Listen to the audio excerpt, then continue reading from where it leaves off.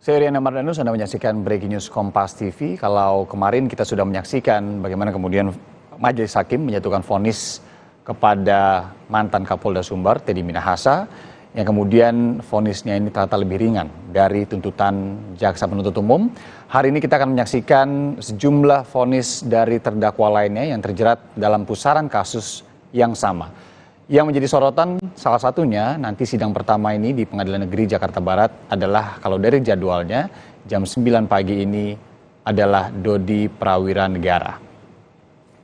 Saudara, sidang vonis kasus penyalahgunaan narkotika dengan terdakwa mantan Kapolres Bukit Tinggi AKBP Dodi Prawira Negara dan juga terdakwa Linda Pujastuti digelar hari ini 10 Mei. Sebelumnya vonis sudah dijatuhkan untuk Irjen Teddy Minahasa yang dihukum penjara seumur hidup oleh hakim. Jaksa penuntut umum menuntut Dodi dengan hukuman 20 tahun penjara dengan denda 2 miliar rupiah. Sementara Linda Pujastuti dituntut hukuman 18 tahun penjara atas kasus peredaran narkotika jenis sabu.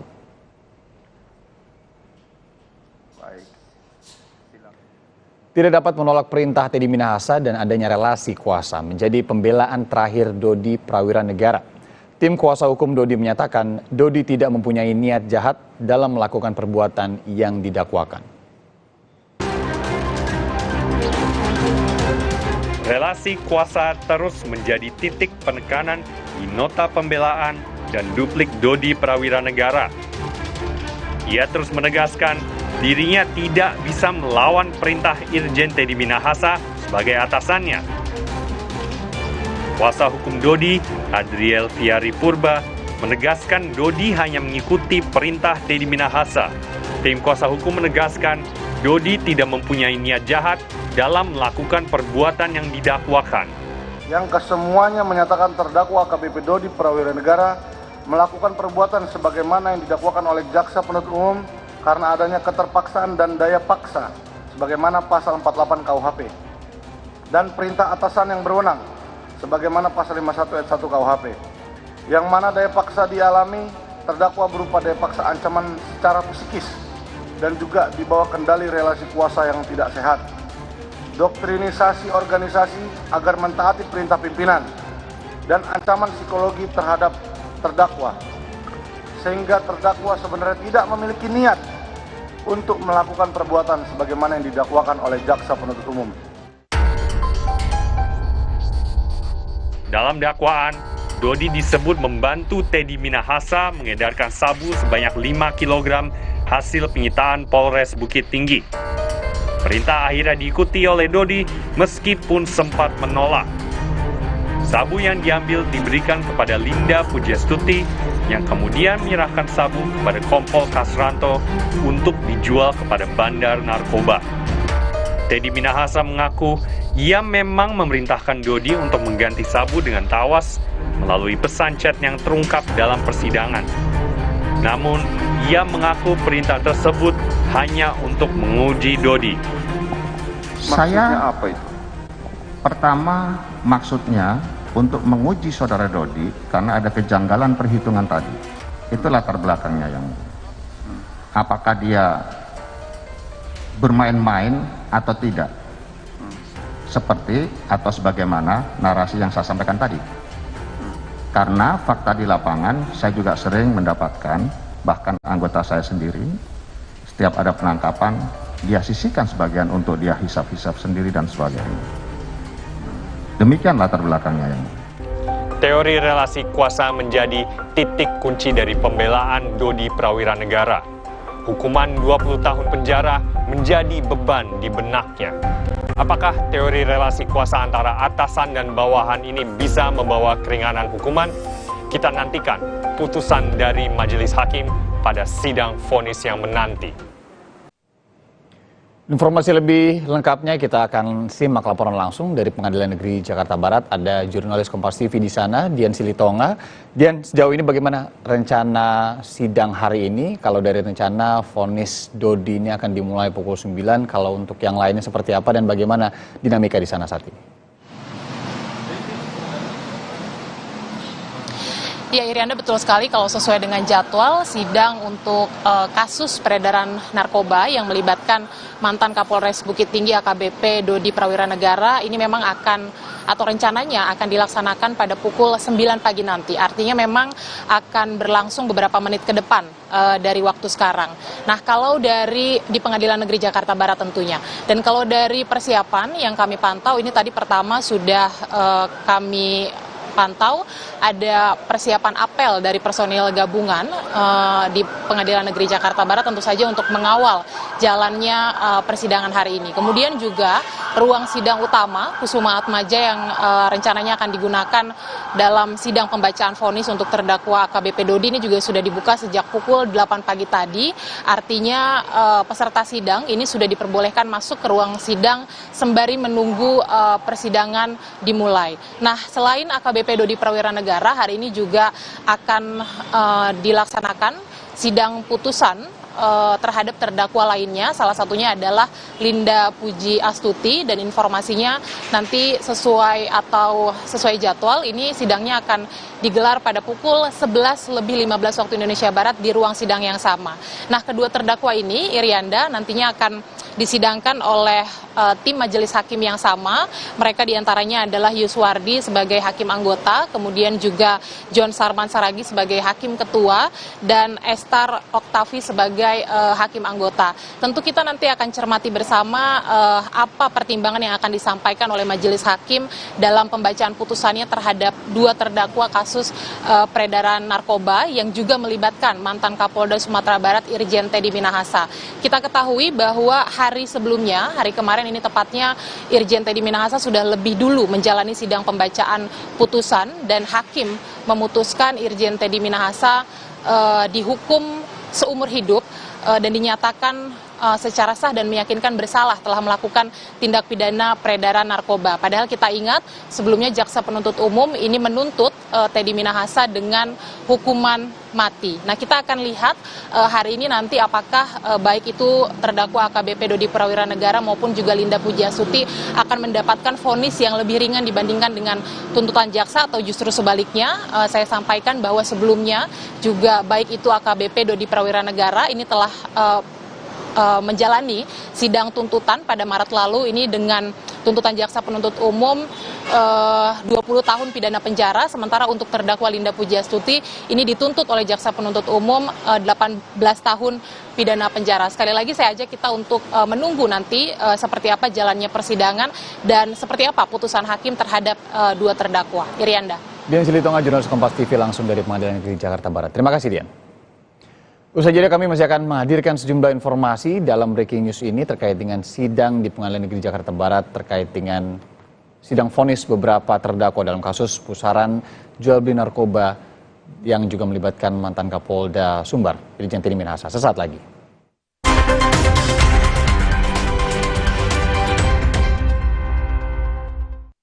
Saya selalu merekomendasikan Sensodyne Repair and Protect Deep Protection. Mampu masuk ke dalam gigi, memberikan proteksi mendalam untuk gigi sensitif. Sekarang, semua orang bisa menikmati minuman dingin tanpa khawatir gigi ngilu. Cobalah. Sari Gandum Big Pack. Buat sharing rame-rame, isinya nggak pelit cuy, anti berantakan. Cocok juga buat online, non-stop seharian. Sari Gandum, seenak itu, sekenyang itu. Saya selalu merekomendasikan Sensodyne Repair and Protect Deep Protection. Mampu masuk ke dalam gigi, memberikan proteksi mendalam untuk gigi sensitif. Sekarang, semua orang bisa menikmati minuman dingin tanpa khawatir gigi ngilu. Cobalah. Baru Mayora mie oven. Bukan mie biasa, pembuatannya di oven bukan digoreng. Air rebusannya jernih, bumbunya medok, mie-nya lurus, enak diseruput, lebih kenyal, sehat lagi. Mie oven, inovasi Mayora. Gentle Gen, kelompok deterjen tumbuhan, bikin tangan lembut. Kayak nggak pernah nyuci. Bajunya juga lembut, wanginya juga tahan lama. Gak perlu pewangi pelembut lagi. Gentle Gen, kelompok deterjen tumbuhan. Sari Gandum Big Pack.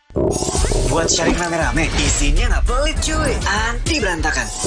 Cocok juga buat online, non-stop seharian. Sari Gandum, seenak itu, sekenyang itu. Sakit kepala? Menangkan hari kita dengan Bodrek. 5 oke-nya Bodrek. Cepat redakan sakit kepala, dapat diminum sebelum makan tanpa ngantuk. Bodrek, ahlinya redakan sakit kepala di Indonesia. Aku dituntut selalu ekstra cepat, ekstra siaga. Saat sakit kepala mencengkram, aku selalu siap Bodrek Ekstra. Segera meredam sakit kepala mencengkram. Bodrek Ekstra, andalanku. Sari gandum Big Pack.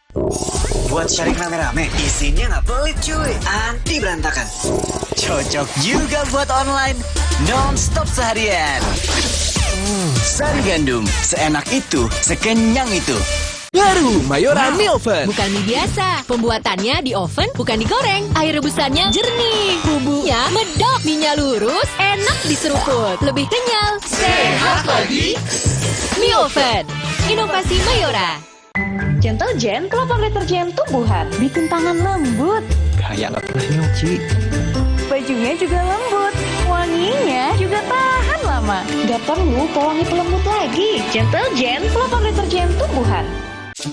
Sebelum aktivitas seharian di sekolah, Aqua dulu. Diciptakan oleh alam, 100% murni air mineral pegunungan. Untuk kesehatan keluargaku, Aqua dulu. Kakekmu yang itu juga dong. Tapi gigi kakek. Gak usah khawatir. Poliden adhesif membuat Anda bebas nikmati setiap gigitan dengan kuat dan cegah terperangkapnya sisa makanan. Poliden Cleanser, bunuh bakteri lebih kuat dari pasta gigi. Kerjaan harus tetap dijalani biarpun badan pegel dan nyeri otot. Cepat minum Oskadon SP. Oskadon SP bekerja aktif di pusat nyeri otot tanpa ngantuk. Siap aktivitas lagi. Angkat mama juga bisa. Nyeri otot dan pegal reda, aktivitas OY. Fresh and Natural Special Edition with BD21. Power out. Wanginya beda. Human Warmth. Bikin kamu lebih fresh. Come on. Human Warmth. Wow, nempel terus wanginya. Human Warmth. Spray, spray, spray. Feel fresh every day. Wanginya mood booster banget. I love it. Ini special edition. Yuk beli sekarang. Fresh and Natural Special Edition with BD21. Be fresh, spread your look. Rinsker.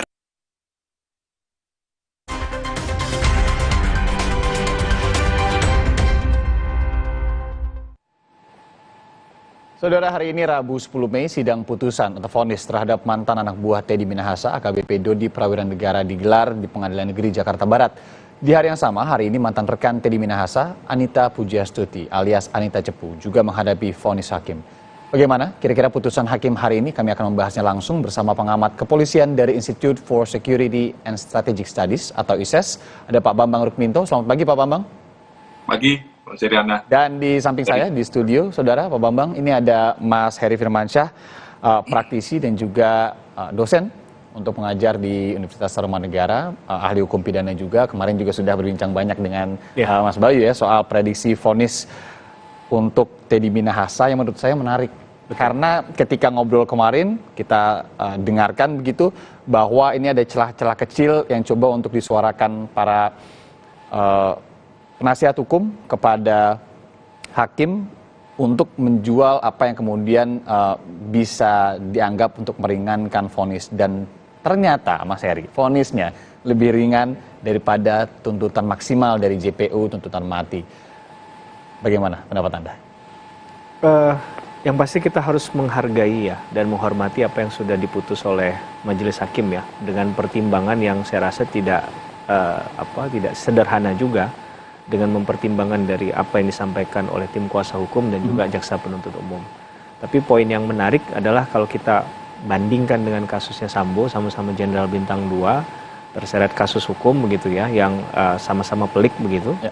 Ini kalau kita lihat di kasusnya Teddy Minahasa masih ada alasan yang kemudian meringankan lah. Dianggap ini bisa membantu dia untuk tidak kemudian dalam putusannya tidak putusan pidana mati ya. Karena di situ ada pertimbangan bahwa dia tidak pernah bersentuhan atau berpolemik dengan hukum sebelumnya. Yang kedua, tanda jasa yang dia peroleh itu juga jadi bahan pertimbangan hakim. Sehingga tadi akhirnya tidak dipidana maksimal begitu ya. Jadi ini yang tidak kita temukan di kasusnya Sambo kan. Ya. Ketika sama-sama Jenderal Bintang 2 tadi pasti prosesnya pun juga pernah mendapatkan penghargaan tapi tidak disentuh di bagian itu. Sehingga kaitan dengan logika hukumnya mengapa putusannya tidak maksimal tadi bisa kita mengerti begitu. Walaupun itu masih debatable juga ya Mas, bahwa dalam konteks ini adalah tindak pidana narkotika, kemudian misalnya adalah barang bukti yang digunakan atau alat bukti yang dihadirkan itu misalnya benar sejumlah sekian kilogram begitu ya, dan jenisnya misalnya sabu. Ini kan harusnya ada pertimbangan terkait dengan dampak atau impact dari tindak pidana yang dilakukan. Karena bagaimanapun kalau kita lihat tindak pidana narkotika itu kan korbannya sifatnya masif gitu ya. Kita tidak tahu berapa yang sudah dilepas, berapa yang sudah dikonsumsi orang lain. Kita nggak bicara lama, ya. Misalkan. Benar, itu juga satu poin yang menarik. Apakah cuman kejadian yang memang hanya saat ini atau yang sebelum-sebelumnya ada tapi tidak terungkap. Nah, tapi sekali lagi kita menghargai dan menghormati putusan dari majelis hakim yang sudah mempertimbangkan dengan matang poin-poin dari kedua belah pihak ya. Kita juga tidak menginginkan misalnya kesannya hanya bertumpu pada penasihat hukum ataupun hanya dari jaksa penuntut umum. Tapi sejauh ini memang keyakinan awal dari tim kuasa hukum bahwa akan bebas di pengadilan tingkat pertama ini kan terbantahkan. Dengan kata lain, putusannya adalah putusan bersalah. Karena dalam konteks putusan, dalam hukum acara pidana, Undang-Undang 8 1981 kan ada 3 jenis. Putusan lepas dari segala tuntutan hukum, onslag van revolging, ada putusan bebas frisprach, ada putusan pemidanaan. Nah, putusan pemidanaan ini berarti orang tersebut terbukti secara sah dan meyakinkan bersalah berdasarkan minimum 2 alat bukti yang disyaratkan dalam hukum acara pidana. Nah, dalam konteks ini tidak ada perdebatan lagi di pengadilan tingkat pertama ya, walaupun kasus ini belum benar-benar berakhir dikunci dengan putusan finalnya adalah putusan pidana seumur hidup. Karena masih mungkin di-challenge di pengadilan tingkat di atasnya. Apakah pengadilan di tingkat banding ataupun nanti sampai ke Mahkamah Agung misalnya dengan proses kasasi atau peninjauan kembali. Jadi kita masih menunggu sebenarnya apa putusan akhir untuk kasusnya Teddy Minahasa yang sudah diputus sehari sebelum hari ini ya. Gitu. Yang juga menarik, tim kuasa hukum sebenarnya mungkin biasa ya, ketika sudah diputuskan, kemudian memutuskan untuk mikir-mikir begitu ya, apakah kemudian akan men-challenge itu atau tidak, punya waktu sekitar seminggu ya Mas ya? Ya. Nah, yang menarik adalah kenapa kemudian pikir-pikir, tidak langsung ambil keputusan. Apakah kemudian mereka menganggap, oh ini sudah lumayan sebenarnya kalau kita challenge lagi atau... Ya, begini, bahwa hak itu diberikan secara resmi oleh hakim, karena yang berdampak langsung terhadap putusan ini kan pasti adalah si terdakwa untuk menentukan masa depannya ya. Dan konsekuensi dari banding itu tidak hanya pasti bisa ringankan, tapi bisa saja memperkuat, bisa saja kemudian malah menambah ya, karena ini tadi masih pidana seumur hidup, ini kan masih dimungkinkan ada pidana yang maksimal di atasnya. Nah, jadi tentunya karena ini adalah masalah tentang katakanlah kehidupan seseorang yang krusial, tentunya tidak langsung secara gampang diputuskan pada saat itu. Harus ada pertimbangan matang, tidak emosional begitu ya, secara pertimbangan hukumnya masuk atau tidak. Itu juga menurut saya penting untuk jadi bahan kajian dari tim kuasa hukum yang akan memberikan advice, legal advice-nya kepada terdakwa tadi, begitu. Saya ke Pak Bambang melihat secara lebih luas begitu ya, dalam beberapa waktu kebelakang ini ada jalan persidangan yang kemudian juga melibatkan polisi bintang 2, sama-sama bintang 2 yang kemudian kita tahu pengaruhnya atau tingkatannya di kepolisian itu juga tinggi. Bagaimana Anda mencermati keseluruhan sidang, kemudian juga berjalannya sebuah proses persidangan itu sendiri, melihat betul ini juga ditampilkan di TV di mana-mana bahwa seorang bahkan bintang 2 sendiri ini juga tidak bisa lepas dari jeratan pidana. Dan bagaimana kemudian Anda mengharapkan ke depannya terkait dengan jalannya persidangan-persidangan selama ini, khususnya di kasus Teddy Minahasa saat ini? Yang menarik gini, Bang Riana, seringkali yang muncul isu terkait dengan kasus-kasus ini kan terkait dengan relasi kuasa antara atasan bawahan. Kemudian juga ada kendala-kendala psikologis antara atasan bawahan, dan tidak menutup kemungkinan juga ada kendala-kendala psikologis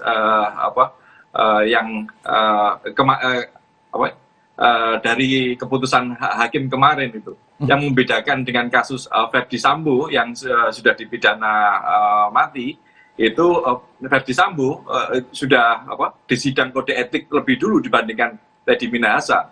Teddy Minahasa sampai sekarang belum ada sidang kode etik yang putusannya pada Verdi Sambo adalah pemecatan atau PTDH.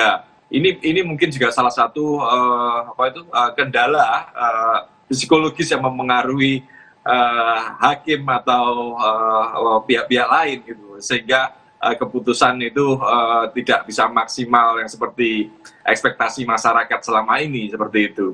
Makanya kalau saya melihat sidang kode etik itu harus beriringan dengan proses pidananya gitu.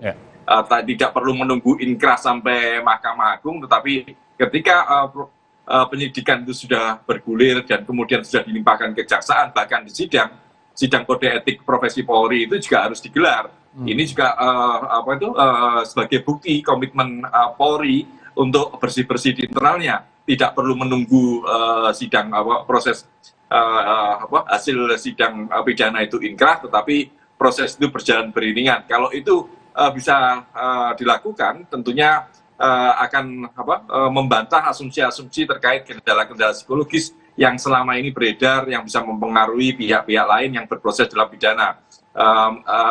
Kita mengetahui bahwa seorang Teddy Minahasa, Verdi Sambo, perwira tinggi bintang 2 yang selama ini memiliki kewenangan yang sangat besar, tentunya juga memiliki pengaruh-pengaruh yang kuat di berbagai lini gitu. Makanya kalau ada komitmen dari Polri untuk bersih-bersih, proses sidang kode etik profesi Polri itu harus digelar beriringan sehingga tidak mempengaruhi proses-proses yang lain seperti itu. Iya, menarik ya Pak Bambang. Tadi Anda sebutkan kalau kita ngomongin psikologis, mungkin Anda bisa lebih paham apa psikologis Polri saat ini. Kok sidang etiknya Teddy Minahasa ini belum dilakukan sampai sekarang? Apa pertimbangannya? Apakah kemudian ini jadi gestur buruk lagi kepada polisi? Kok seperti ada tumpang tindih, yang ini duluan, yang ini belakangan, atau seperti apa sih sebenarnya? Ya, ini kendala psikologis lagi bagi petinggi Polri, karena mereka sudah berhubungan sangat lama, tidak menutup kemungkinan seperti yang diasumsikan publik selama ini bahwa mereka juga tidak menutup kemungkinan adalah bagian dari problem. Makanya sidang kode etik ini seringkali molor atau seringkali tidak dilakukan. Kita mengetahui beberapa kasus terkait korupsi misalnya yang melibatkan seorang perwira tinggi, Jenderal Irjen Napoleon Bonaparte, sampai sekarang juga belum di sidang kode etik gitu loh. Artinya memang ada problem di internal kepolisian terkait bersih-bersih itu. Komitmen Kapolri di sini dipertanyakan gitu. Makanya kalau ingin serius ya bagi pelanggar yang sudah berproses pidana, artinya ada bukti-bukti yang terkait pelanggaran pidana, proses sidang kode etik itu harus segera digelar dan harus ada kepastian untuk memberikan kepastian hukum bagi mereka juga dan bagi personelnya, juga bagi negara, agar negara ini tidak terbebani oleh mereka yang melakukan pelanggaran hukum, bahkan yang sudah menjadi narapidana seperti itu. Terima kasih Pak Bambang. Mas Heri, kita langsung fokus ke Dodi Prawira Negara yang saat lagi mungkin sidangnya juga akan dimulai. Kalau berbicara dengan putusan hakim kemarin, ini berani untuk kemudian memutuskan memang tetap bersalah pastinya, tapi lebih ringan dari tuntutan dari JPU yaitu hukuman mati. Apakah kemudian polanya ini akan menurun? Bila dilihat kalau sutradaranya saja ini bisa lebih ringan, apalagi aktor-aktor lainnya. Sementara ekspektasi publik tentu dalam kasus narkotika seperti ini yang melibatkan juga para penegak hukum gitu ya, ini tidak lebih ringan, istilahnya begitu. Iya, kurang lebih saya bisa mengatakan sepakat ya dengan poin tadi ya, bahwa kalau kita melihat dari mastermind-nya, sutradaranya dalam tanda petik dalam perkara ini saja, dari tuntutan jaksa itu tidak maksimal ya, di bawah layernya tuntutan mati, walaupun seumur hidup itu ya sampai dia nanti juga di dalam penjara ya sampai dia mati atau meninggal. Oke, bukan umurnya berapa kemudian ditambahkan ya? Bukan, biar perjelas kita enggak, ya betul. Kita tidak seperti di Amerika misalnya ada kumulatif dalam hukuman begitu. Jadi Ini cuman yang satu kan harus dieksekusi, jelas eksekusinya kan. Kalau yang seumur hidup ya berarti di dalam penjara selama itu. Nah dalam hal ini saya melihat bahwa untuk Dodi misalnya, kalaulah nanti ada kaitannya dengan motivasinya dia melakukan tindakan ini kan, kemarin sempat dicecar kalau tidak salah tim kuasa hukum itu, mengapa dia mau menuruti perintah. Karena kalau tadi poinnya di Mas Bambang itu kan kaitannya dengan perintah atasan selalu yang didengungkan begitu, yang didalilkan, dibunyikan agar tadi tidak punya alasan untuk menghukum dia, bahwa dia ada alasan penghapus pidananya di dalamnya di pasal 51 kalau saya tidak salah, 51 ayat 1. Ya, tapi dalam hal ini kalau ternyata hakim bisa menemukan fakta yang dalam perdebatan yang sebenarnya seperti apa, apakah memang hanya sekedar mengikuti dan bentuk dari intimidasi itu jelaskah, mohon maaf misalnya diancam akan dimutasi kemana atau apalah begitu ya, berkaitan dengan kinerjanya dia yang kemudian itu dapat diperkirakan secara logika itu memang mengancam dia. Tapi ketika misalnya ada kaitan dengan kepentingan di situ ya, nah ini kita harus clear bicara ini, apakah bukan hanya di kasus Dodi misalnya ada seorang yang punya kepentingan juga kepada pimpinan, kemudian dia tahu itu salah dan dia melakukan, maka menurut saya dalil apapun untuk menggunakan alasan ini menjadi mudah untuk diruntuhkan. Runtuhlah itu 51 ya. Nah, itu yang kemudian akan clean and clear di situ, bahwa ya kalau ada motivasi misalnya karena ada hubungan hukum ya, kerja antara atasan dengan bawahan begitu ya. Karena Teddy Minahasa seorang Kapolda di Sumatera Barat, kebetulan beliau kalau nggak salah Kapolres ya di salah satu kabupaten di sana. Nah ini kan berarti secara wilayah hukum berarti sudah ada garis hubungan kerja di sana. Nah ini kan sangat mungkin ya yang namanya bawahan ingin mendekatkan diri kepada atasan dengan melakukan apa yang dia minta. Nah ini kan jadi satu hal yang menurut saya juga penting untuk ditelusuri oleh hakim, apakah memang niatnya tadi, motivasinya melakukan itu adalah murni memang karena di bawah tekanan, under pressure. Kalau dia tidak lakukan maka akan ada ancaman yang atau konsekuensi logis yang akan diterima dari perbuatan itu. Sejauh ini Anda melihat tidak ada pembelaan dari tim kuasa hukum Dodi Prawira Negara untuk mencoba mencari celah itu? Ada ancaman misalkan?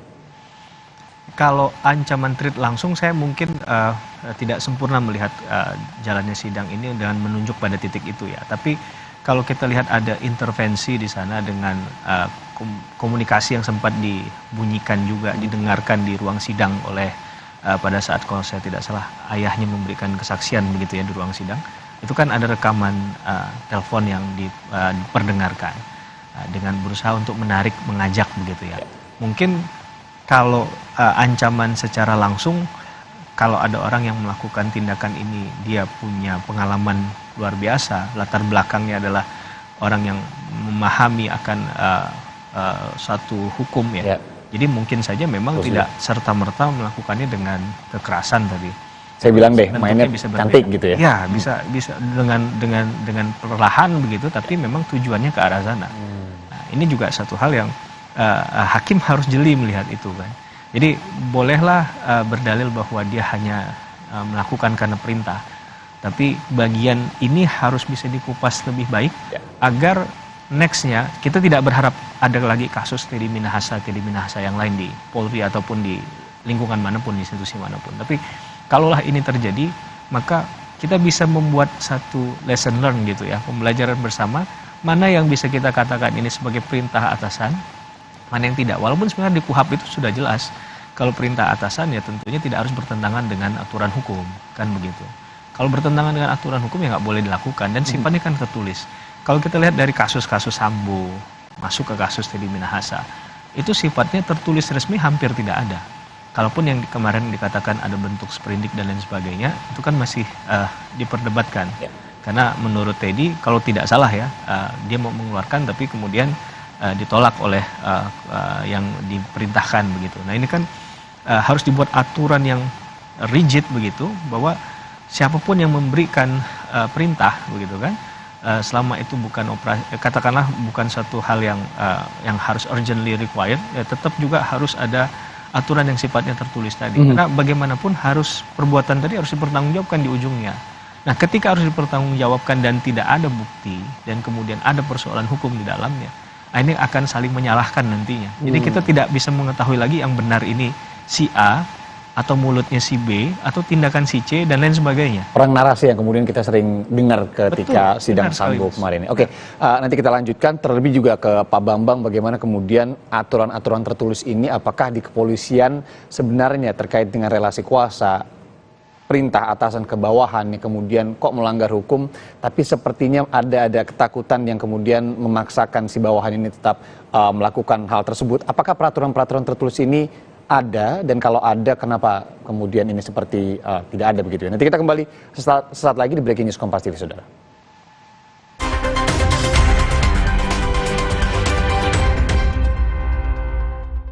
Mayora mie oven. Bukan mie biasa. Pembuatannya di oven, bukan digoreng. Air rebusannya jernih. Bumbunya medok. Mie-nya lurus, enak diseruput. Lebih kenyal. Sehat lagi. Mie oven. Inovasi Mayora. Rumah beres, kerjaan beres. Lee Min-ho, rumah kelapa. 수고했어요. 비스킷 nomor 1 untuk ibu nomor 1. 맛있다. Apalagi kalau dicelup. 진짜? 맛있어. Dari kelapa pilihan, Roma kelapa gurihnya asli, meleleh. 로마 kelapa 비스킷 nomor 1 untuk ibu nomor 1. Mah, rasain deh, aku udah nggak panas. Ade bentar lagi sembuh, biar sehat terus, Ade mesti banyak minum. Diciptakan oleh alam, 100% murni air mineral pegunungan. Untuk kesehatan keluargaku, Aqua dulu. Kakekmu yang itu juga dong. Tapi gigi kakek. Gak usah khawatir. Poliden adhesif membuat Anda bebas nikmati setiap gigitan dengan kuat dan cegah terperangkapnya sisa makanan. Poliden Cleanser, bunuh bakteri lebih kuat dari pasta gigi. Gentle Gen, kelapa deterjen tumbuhan. Bikin tangan lembut. Kayak nggak pernah nyuci. Bajunya juga lembut. Wanginya juga tahan lama. Gak perlu pewangi pelembut lagi. Gentle Gen, kelapa deterjen tumbuhan. Baru Mayora mie oven. Bukan mie biasa. Pembuatannya di oven, bukan digoreng. Air rebusannya jernih. Bumbunya medok. Mie-nya lurus, enak diseruput. Lebih kenyal. Sehat lagi. Mie oven. Inovasi Mayora. Sebelum aktivitas seharian di sekolah, Aqua dulu. Diciptakan oleh alam, 100% murni air mineral pegunungan. Untuk kesehatan keluargaku, Aqua dulu. Rumah beres, kerjaan beres. Lee Min-ho, rumah kelapa. 수고했어요. 비스킷 nomor 1 untuk ibu nomor 1. 맛있다. Apalagi kalau dicelup. 진짜? 맛있어. Dari kelapa pilihan, Roma kelapa gurihnya asli, meleleh. 로마 kelapa 비스킷 nomor 1 untuk ibu nomor 1. Gentle Gen, kelapa deterjen tumbuhan. Bikin tangan lembut. Kayak nggak pernah nyuci. Bajunya juga lembut. Wanginya juga tahan lama. Gak perlu pewangi pelembut lagi. Gentle Gen, kelapa deterjen tumbuhan.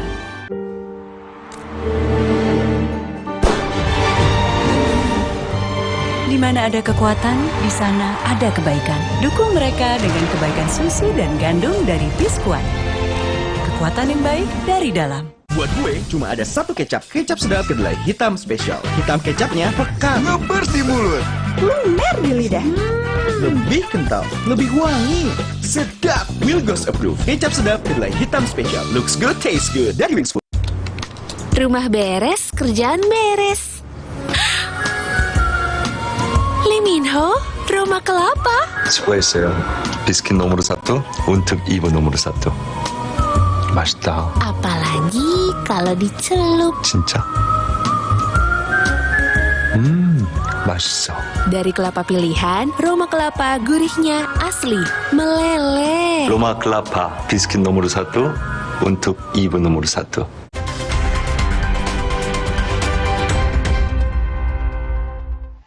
Jelang sidang vonis untuk Dodi Prawira Negara dalam kasus peredaran dan juga jual beli narkoba yang juga melibatkan mantan Kapolda Sumbar, Teddy Minahasa. Kita masih dalam Breaking News Kompas TV. Saudara, ini adalah visual terkininya di Pengadilan Negeri Jakarta Barat saat ini. Memang kalau dari jadwal sidang vonis AKBP Dodi ini akan dilakukan jam 9. Ini sudah disiapkan. Tadi juga kita sudah sempat melihat sedikit Adril Purba, penasihat hukum dari Dodi Prawira Negara sudah ada di ruangan, tapi hingga 9:09 ini memang belum terlihat adanya JPU di sana. Kemudian juga apalagi majelis hakim biasanya nanti masuknya belakangan.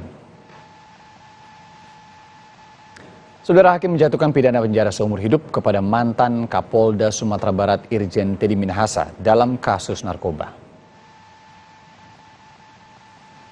Menurut hakim ada sejumlah hal memberatkan. Di antaranya terdakwa tidak mengakui perbuatannya, kemudian terdakwa juga memberikan keterangan yang berbelit-belit. Majelis hakim menilai Teddy Minahasa terbukti melakukan tindak pidana menawarkan dan menjual. Bahkan Teddy juga terbukti menjadi perantara dalam jual beli, menukar, dan menyerahkan narkoba jenis sabu yang beratnya lebih dari 5 gram.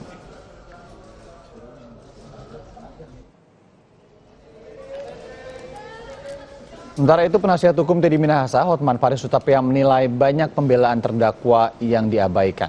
Meski begitu, Hotman Paris mengapresiasi putusan majelis hakim yang tidak menjatuhkan pidana mati.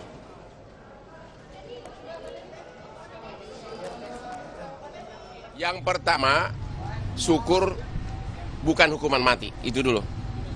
Ya. Jadi bukan hukuman mati. Yang kedua, perjuangan masih panjang.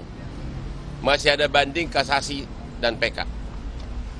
Yang ketiga, pertimbangan hukum majelis hakim 99% mengcopy pasta tuntutan dan replik dari jaksa. Jadi putusan itu dipaksakan. Ya. Saya akan langsung berbincang kembali dengan Mas Heri Firmansyah dan juga ada Pak Bambang Rukminto melalui sambungan virtual. Tadi saya sambung dulu sebelum mengomentari apa yang kemudian tadi Hotman Paris bilang begitu ya kepada Mas Heri. Tapi saya ke Pak Bambang dulu.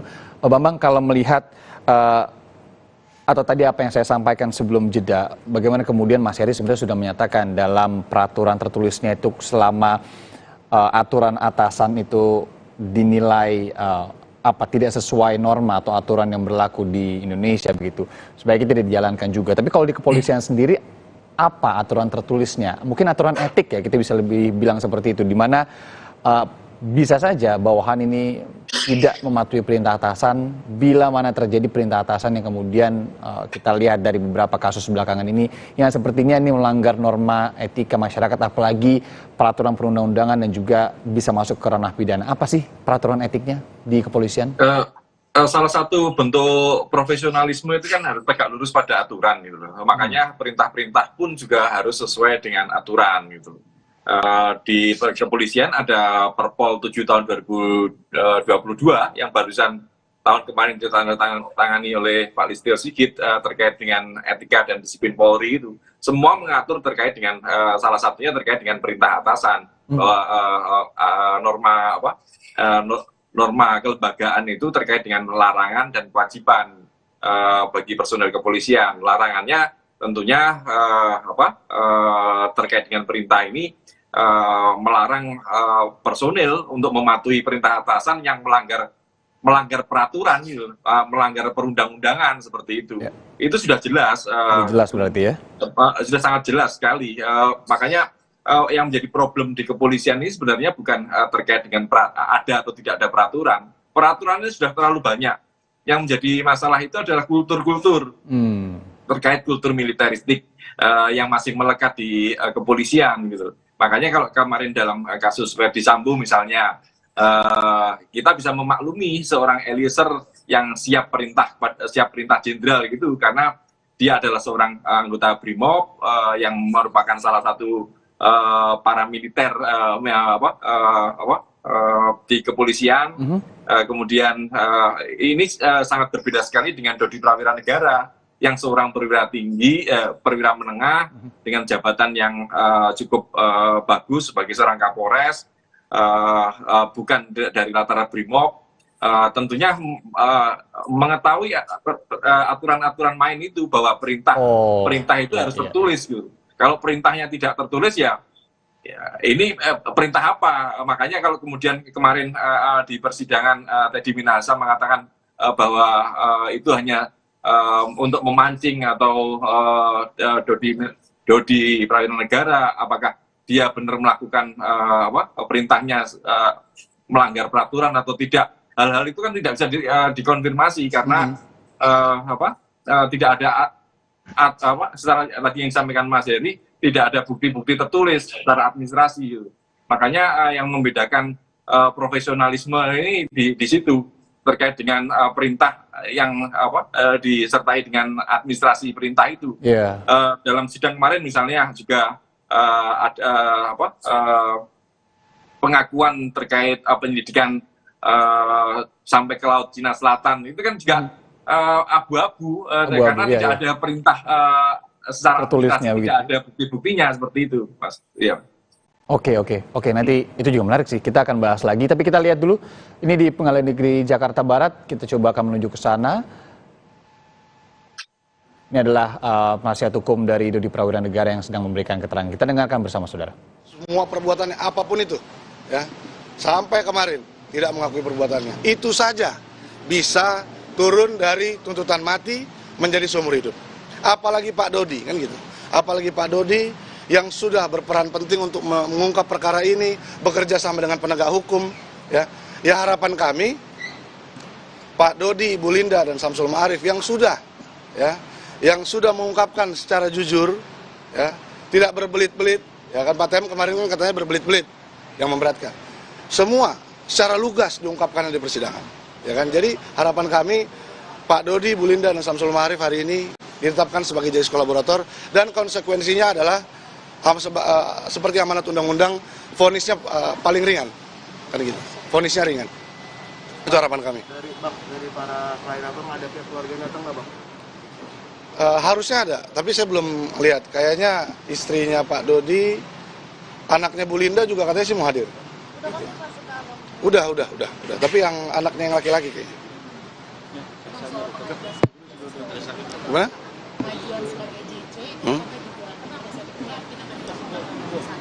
Gimana?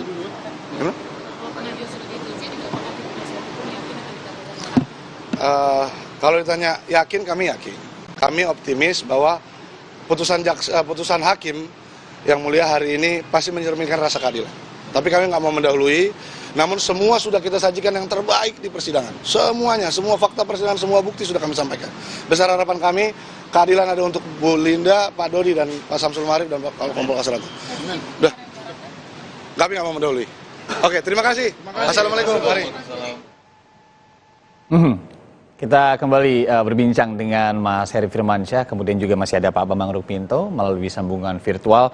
Optimistis sekali sepertinya penasihat hukum dari Dodi, Linda, dan juga Samsul Ma'arif tadi melihat apa yang sudah diputuskan hakim kemarin begitu ya, ini menjadikan basis argumen tadi, menyatakan kepada wartawan sepertinya optimistis sekali ini akan juga diberikan vonis yang ringan begitu. Mas Heri. Ya, kalau saya jadi kuasa hukum juga akan melakukan hal yang sama ya. Selama belum ada putusan, itu juga kan terjadi di tim kuasa hukum sebelumnya. Teddy Minahasa yang mengatakan yakin bebas gitu kan, ternyata putusannya pidana seumur hidup. Yang pasti apapun putusannya harus dihormati.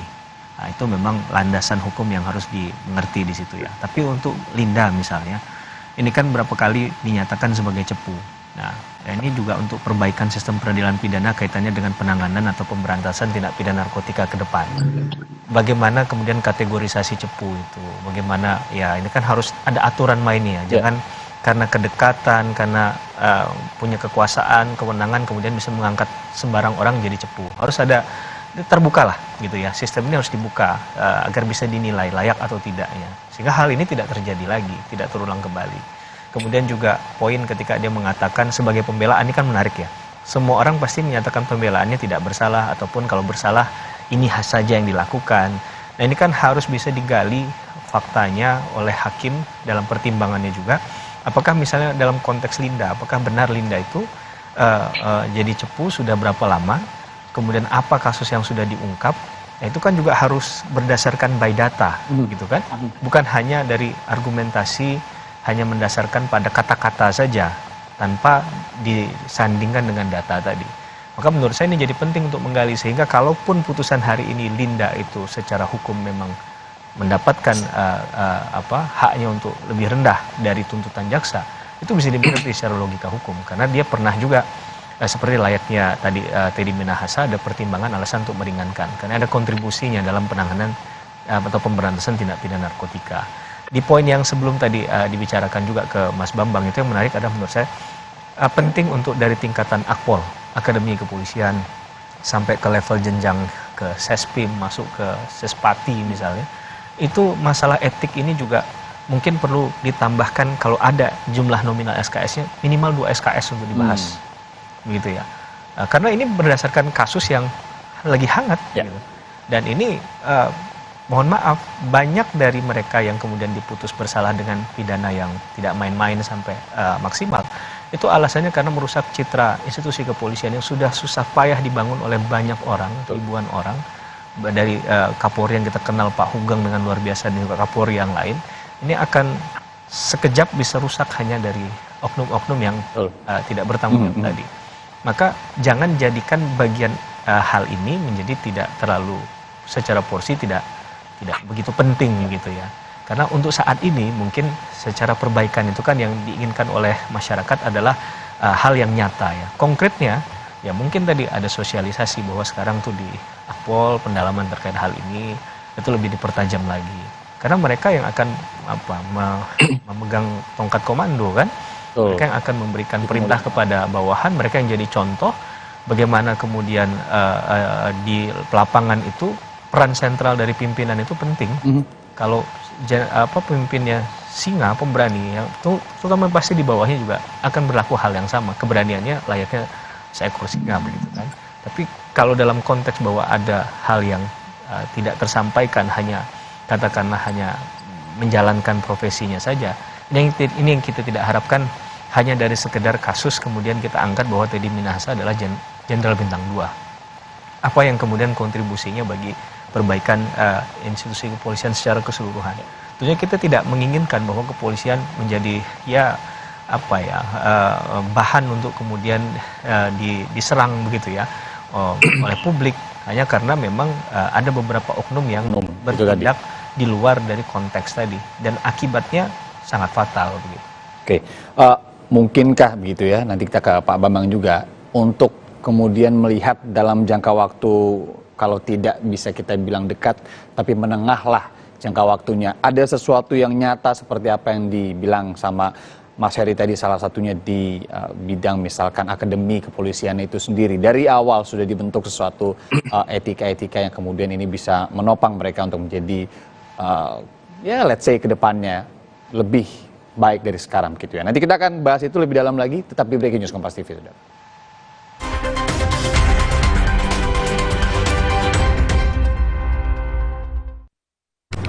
Rumah beres, kerjaan beres. Lee Min-ho, Roma Kelapa. 수고했어요. 비스킷 nomor 1 untuk ibu nomor 1. 맛있다. Apalagi kalau dicelup. 진짜? 맛있어. Dari kelapa pilihan, Roma Kelapa gurihnya asli, meleleh. Roma Kelapa, 비스킷 nomor 1 untuk ibu nomor 1. Sebelum aktivitas seharian di sekolah, Aqua dulu. Diciptakan oleh alam, 100% murni air mineral pegunungan. Untuk kesehatan keluargaku, Aqua dulu.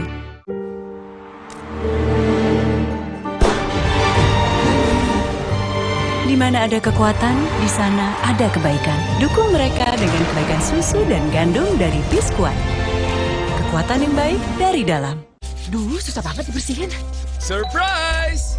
Darius? Hai Bu, boleh pakai toiletnya? Sudah cukup bersih belum ya?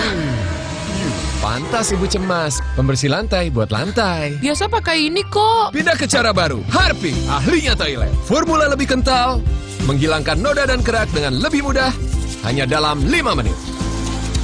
10 kali lebih bersih. Segampang itu. Terima kasih Harpic. Ingat toilet, ingat Harpic. Rumah beres, kerjaan beres. Lee Min-ho, Roma Kelapa. 수고했어요. 비스킷 nomor 1 untuk ibu nomor 1. 맛있다. Apalagi kalau dicelup. 진짜? 맛있어. Dari kelapa pilihan, Roma Kelapa gurihnya asli, meleleh. 로마 클라파 비스킷 nomor 1 untuk ibu nomor 1. Gentle Gen, kelopak deterjen tumbuhan. Bikin tangan lembut. Kayak nggak pernah nyuci. Bajunya juga lembut. Wanginya juga tahan lama. Gak perlu pewangi pelembut lagi. Gentle Gen, kelopak deterjen tumbuhan. Mah, rasain deh, aku udah nggak panas. Ade bentar lagi sembuh. Biar sehat terus, Ade mesti banyak minum. Diciptakan oleh alam, 100% murni air mineral pegunungan. Untuk kesehatan keluargaku, Aqua dulu.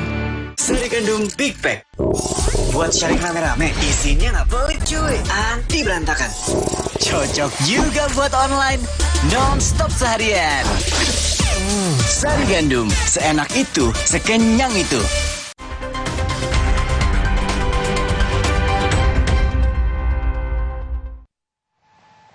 Saudara, terima kasih Anda masih bersama kami di Breaking News Kompas TV, di mana kita hari ini akan mendengarkan langsung pembacaan vonis kepada sejumlah terdakwa. Nah, kalau yang Anda lihat saat ini ada Linda Pujastuti atau Anita Cepu di tengah, kemudian di samping kanan yang berkacamata bermasker hitam, itu adalah AKBP Dodi Prawira Negara, kemudian di paling kiri, nanti kami akan konfirmasi lagi, tapi sepertinya ini juga salah satu klien dari penasihat hukum Adril Purba, itu Syamsul Ma'arif. Tiganya ini akan dibacakan vonis hari ini, di mana kemarin kita tahu vonis Teddy Minahasa sudah dibacakan oleh majelis hakim lebih ringan dari tuntutan hakim. Tuntutan JPU maksud kami, mohon maaf. JPU menuntut hukuman mati, kemarin hakim memutuskan menghukum Teddy Minahasa dengan hukuman penjara seumur hidup. Untuk informasi, tuntutan JPU kepada ketiga terdakwa ini bervariasi, tapi semuanya ini di atas 10 tahun, di mana kalau untuk AKBP Dodi sendiri, ini dituntut 20 tahun penjara, kemudian kalau untuk Linda Pujastuti alias Anita Cepu ini dituntut 18 tahun penjara. Sudah masuk, ini adalah para jaksa penuntut umum, jadi kita juga sudah melihat di seberangnya ada bench atau kursi daripada terdakwa dan juga penasihat hukum. Sepertinya ketika nanti majelis hakim masuk, persidangan vonis akan segera dimulai. Kita akan lanjutkan perbincangan dengan Mas Heri Firmansyah, masih ada di studio. Terima kasih Mas Heri. Sama-sama. Ini adalah pengajar dan juga ahli hukum pidana, termasuk juga praktisi hukum. Dan juga masih ada Pak Bambang Rukminto secara virtual. Masih sambung ya Pak Bambang? Siap Mas Pidana. Pak Bambang, mungkin nggak kalau yang tadi kita bahas dengan Mas Heri, ini kalau sebelumnya juga intro dulu bahwa kalau kita membahas vonis saat ini, jelang vonis, ini sedikit lagi sudah vonis. Jadi kalau saya tanyakan langsung pertanyaan mungkin soal apakah akan lebih ringan dan juga lebih berat atau sama, itu seperti mendahului dan tentunya sayang gitu ya, karena sedikit lagi kita akan melihat vonisnya.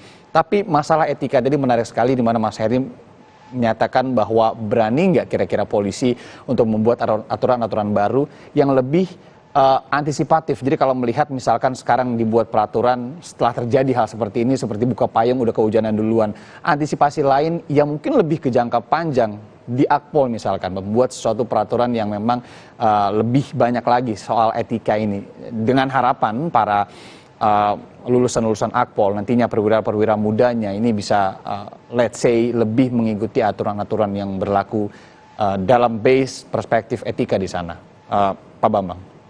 Saya sangat setuju sekali apa yang disampaikan Mas Heri tadi ya, bahwa terkait dengan etika ini harus, kurikulum terkait dengan etika ini harus ditambah dan harus menjadi mata pelajaran pokok, tidak hanya di Akpol tetapi mulai pendidikan tamtama maupun bintara maupun pendidikan-pendidikan yang lain.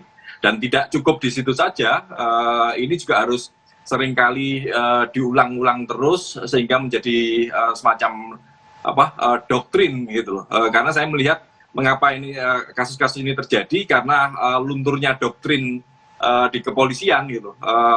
Catur Prasetya, Tribrata yang menjadi doktrin dan marwah kepolisian ini hilang sehingga mereka bisa seenaknya saja melakukan pelanggaran-pelanggaran yang jauh dari harapan masyarakat.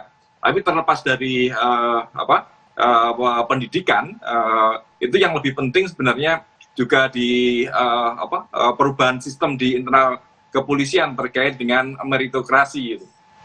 Karena saya melihat mengapa salah satu penyebab Dodi Prawira Negara ini melakukan perintah dari Kapoldanya ini terkait dengan merit system yang di kepolisian yang tidak berjalan gitu.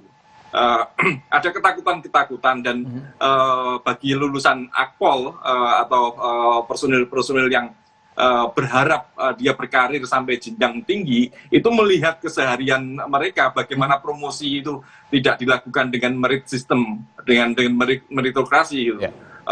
Promosi hanya lebih berdasarkan kedekatan-kedekatan. Kita melihat bahwa Verdi Sambo, Teddy Minahasa ini adalah produk sistem juga.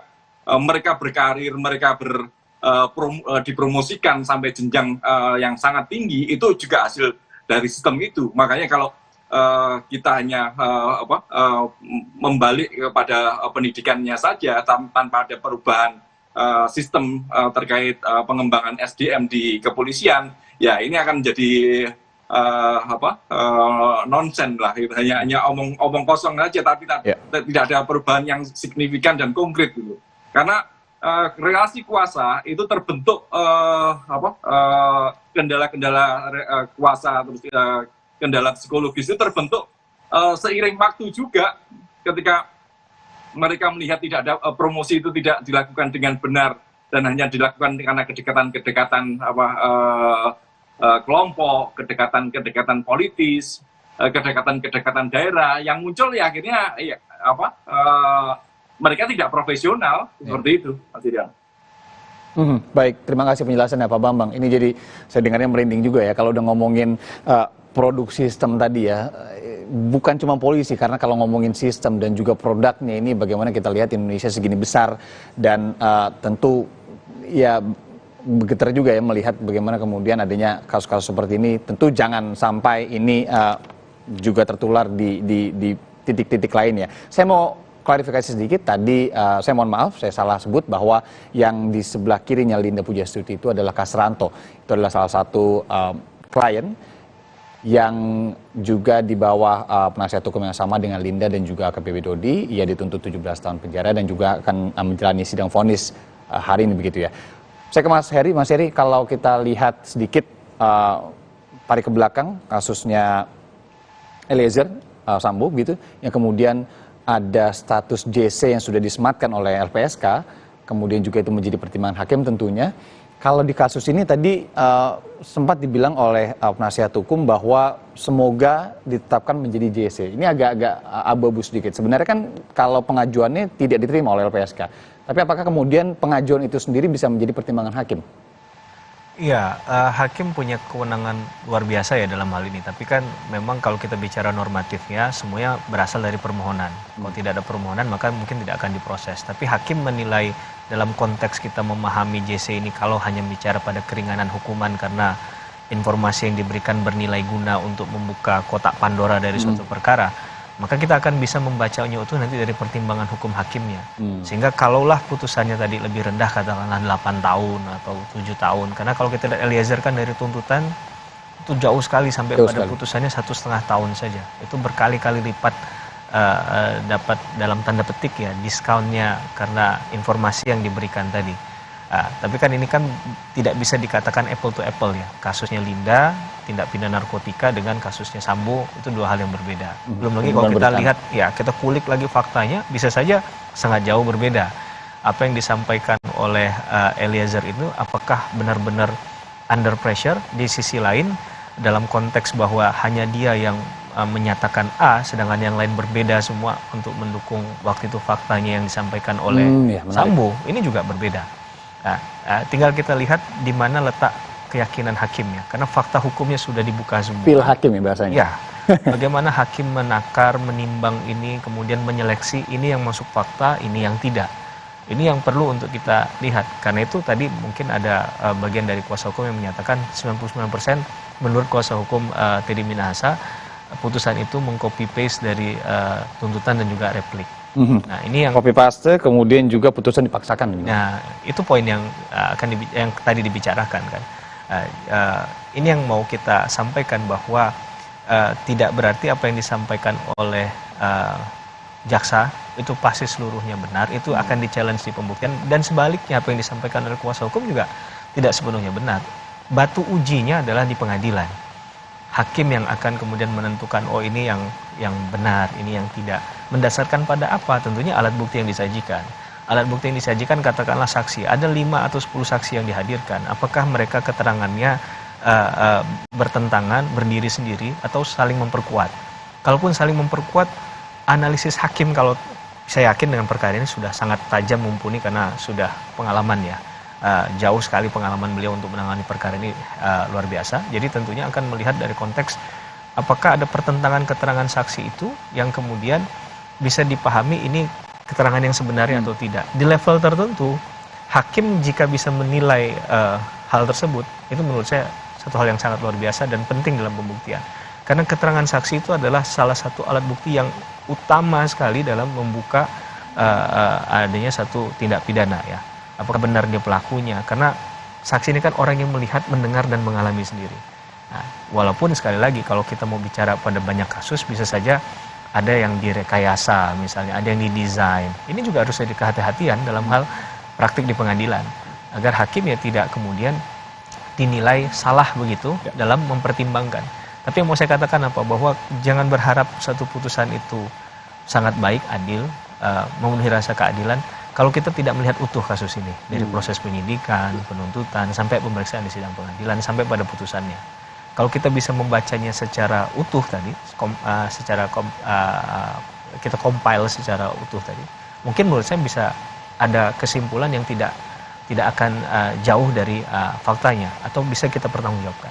Tapi kalau di luar dari itu ya, ini yang akan kita lihat putusan-putusan yang kadang banyak dapat pertentangan dari publik kan, atau bahkan dari pakar hukum sendiri, atau dari ahli hukum sendiri, atau praktisi hukum itu sendiri. Gitu. Oke, menarik. Nanti kita akan bahas lagi lebih dalam lagi karena sepertinya ini sudah siap sidangnya, tapi kami akan kembali membahasnya, terutama dengan Pak Bambang Rukminto juga. Nanti setelah jeda berikut ini, saudara, tetap di Breaking News Kompas TV.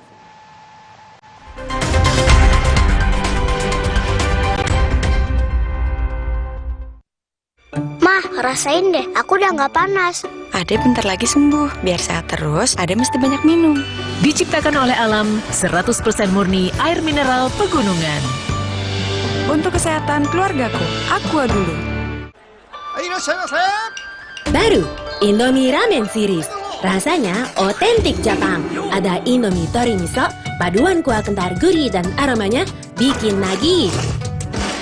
Indomie Takoyaki, creamy manis asin plus katsuobushi, meriah di mulut. Indomie Shoyu, gurih asinnya pas, plus Naruto Maki. Bikin karem.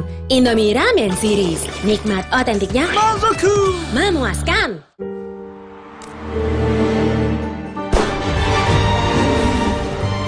Di mana ada kekuatan, di sana ada kebaikan. Dukung mereka dengan kebaikan susu dan gandum dari Biskuat. Kekuatan yang baik dari dalam. Untuk mereka yang bangun lebih pagi, agar bisa mendengarkan lebih awal, untuk mendengar lebih banyak hal, membaginya tepat waktu, agar lebih banyak yang mendengar, lebih banyak yang melihat. Dari generasi ke generasi, dengan lebih pasti. Sebelum aktivitas seharian di sekolah, Aqua dulu. Diciptakan oleh alam, 100% murni air mineral pegunungan. Untuk kesehatan keluargaku, Aqua dulu. Saya selalu merekomendasikan Sensodyne Repair and Protect Deep Protection. Mampu masuk ke dalam gigi, memberikan proteksi mendalam untuk gigi sensitif. Sekarang, semua orang bisa menikmati minuman dingin tanpa khawatir gigi ngilu. Cobalah. Aku pakai detol antiseptik cair setiap hari. Biar anakku dan rumahku terlindung dari kuman. Karena telah diuji terhadap 100 kuman penyebab penyakit. Makanya keluarga Detol jarang sakit. Detol, yakin terlindung setiap hari. Buat gue, cuma ada satu kecap. Kecap sedap kedelai hitam spesial. Hitam kecapnya pekat, ngebersih mulut, lumer di lidah. Lebih kental, lebih wangi, sedap. Wilgos Approve. Kecap sedap kedelai hitam spesial. Looks good, tastes good. Dari Wings Food. Sebelum aktivitas seharian di sekolah, Aqua dulu. Diciptakan oleh alam, 100% murni air mineral pegunungan. Untuk kesehatan keluargaku, Aqua dulu. Fresh and Natural Special Edition with BT21. Wanginya beda, bikin kamu lebih fresh. Wow, nempel terus wanginya. I love it. Ini Special Edition. Yuk beli sekarang. Fresh and Natural Special Edition with BT21.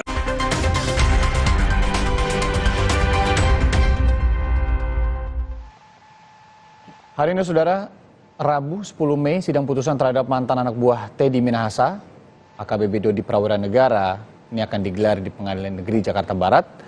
Di hari ini juga, hari yang sama, mantan rekan Teddy Minahasa, Anita Pujiastuti atau Anita Cepu, juga akan menghadapi vonis hakim, maksud kami, termasuk juga Kompol Kasranto. Kalau perannya sendiri ini, kalau kita ingat yang diminta untuk mencari lawan begitu ya dari sabu yang kemudian dibilang Anita ini milik jenderal. Nanti kita akan lihat sepertinya saat lagi ketiganya ini akan divonis bersamaan karena ketiganya ini sama-sama di bawah satu penasihat hukum yang sama atau tim penasihat hukum yang sama. Kemudian kalau di layar sebelah kiri sudah ada jaksa penuntut umum juga sudah siap. Sepertinya ini tinggal menunggu majelis hakim masuk ke dalam ruang sidang. Nanti kami akan putarkan juga sidang vonisnya seperti apa. Kita akan lanjutkan lagi perbincangan. Ini masih ada Mas Heri Firmansyah di studio. Kemudian juga ada maksud kami ada Pak Bambang Rukminto. Ini pakar kepolisian dari ISES. Tadi kita sudah membahas sedikit banyak, tidak hanya kemudian menjelang vonis yang akan diberikan kepada para terdakwa ini, tapi bagaimana lebih jauh lagi, sebenarnya kita lagi berbicara momentum, di mana saya bisa bilang seperti COVID-19 mungkin, ini blessing in disguise, di mana dalam COVID ini kita banyak mempelajari hal baru, misalnya meeting hybrid dan lain-lainnya Mas, dalam momentum banyaknya kasus yang kemudian disidangkan terkait dengan kepolisian ini, mulai dari kemarin yang ramai sekali kasus Ferdy Sambo, ini ada kasus Teddy Minahasa yang kami kawal sedemikian rupa, Bintang 2, kemudian juga kemarin sempat ada AKBP Akhirudin begitu ya, yang mirip-mirip kasusnya dengan Sambo. Ini menjadi momentum besar di mana ini juga menjadi kesempatan sebenarnya untuk kepolisian menunjukkan tajinya untuk benar-benar bersih-bersih. Tadi juga disampaikan oleh Mas Heri bagaimana ini harus dimulai juga dari sebuah sistem atau peraturan dasar di akademi itu sendiri, yang kemudian tadi diiyakan juga oleh Pak Bambang yang setuju dengan hal itu, yang kemudian ini tentu bisa menjadi harapannya ya, membersihkan sebuah sistem kepolisian yang lebih baik lagi ke depannya. Kalau kita fokus lagi Mas Heri terkait dengan jelang vonis dari AKBP Dodi saja, yang tadi disebutkan Pak Bambang, kalau Eliezer ini kan ada sisi paramiliter begitu kan, dan kalau dari pangkat polisi ini yang paling rendah gitu kan, jadi sedikit banyak bisa dipahami ketika secara psikologis ia mematuhi peraturan atau arahan dari atau perintah dari Sambo ketika itu, siap jenderal misalkan. Tapi kalau melihat Dodi Prawira Negara sendiri dengan tingkatnya di AKBP perwira menengah, secara psikologis hakim sepertinya bagaimana feel-nya kalau anda mencoba untuk menerka-nerka ini? Ya. Yang sulit begini, ketika kita berkomentar terkait dengan harusnya dia bisa menolak, harusnya dia bisa begini, begitu ya, melakukan satu sikap yang tegak lurus pada aturan, menolak hal-hal yang di luar itu.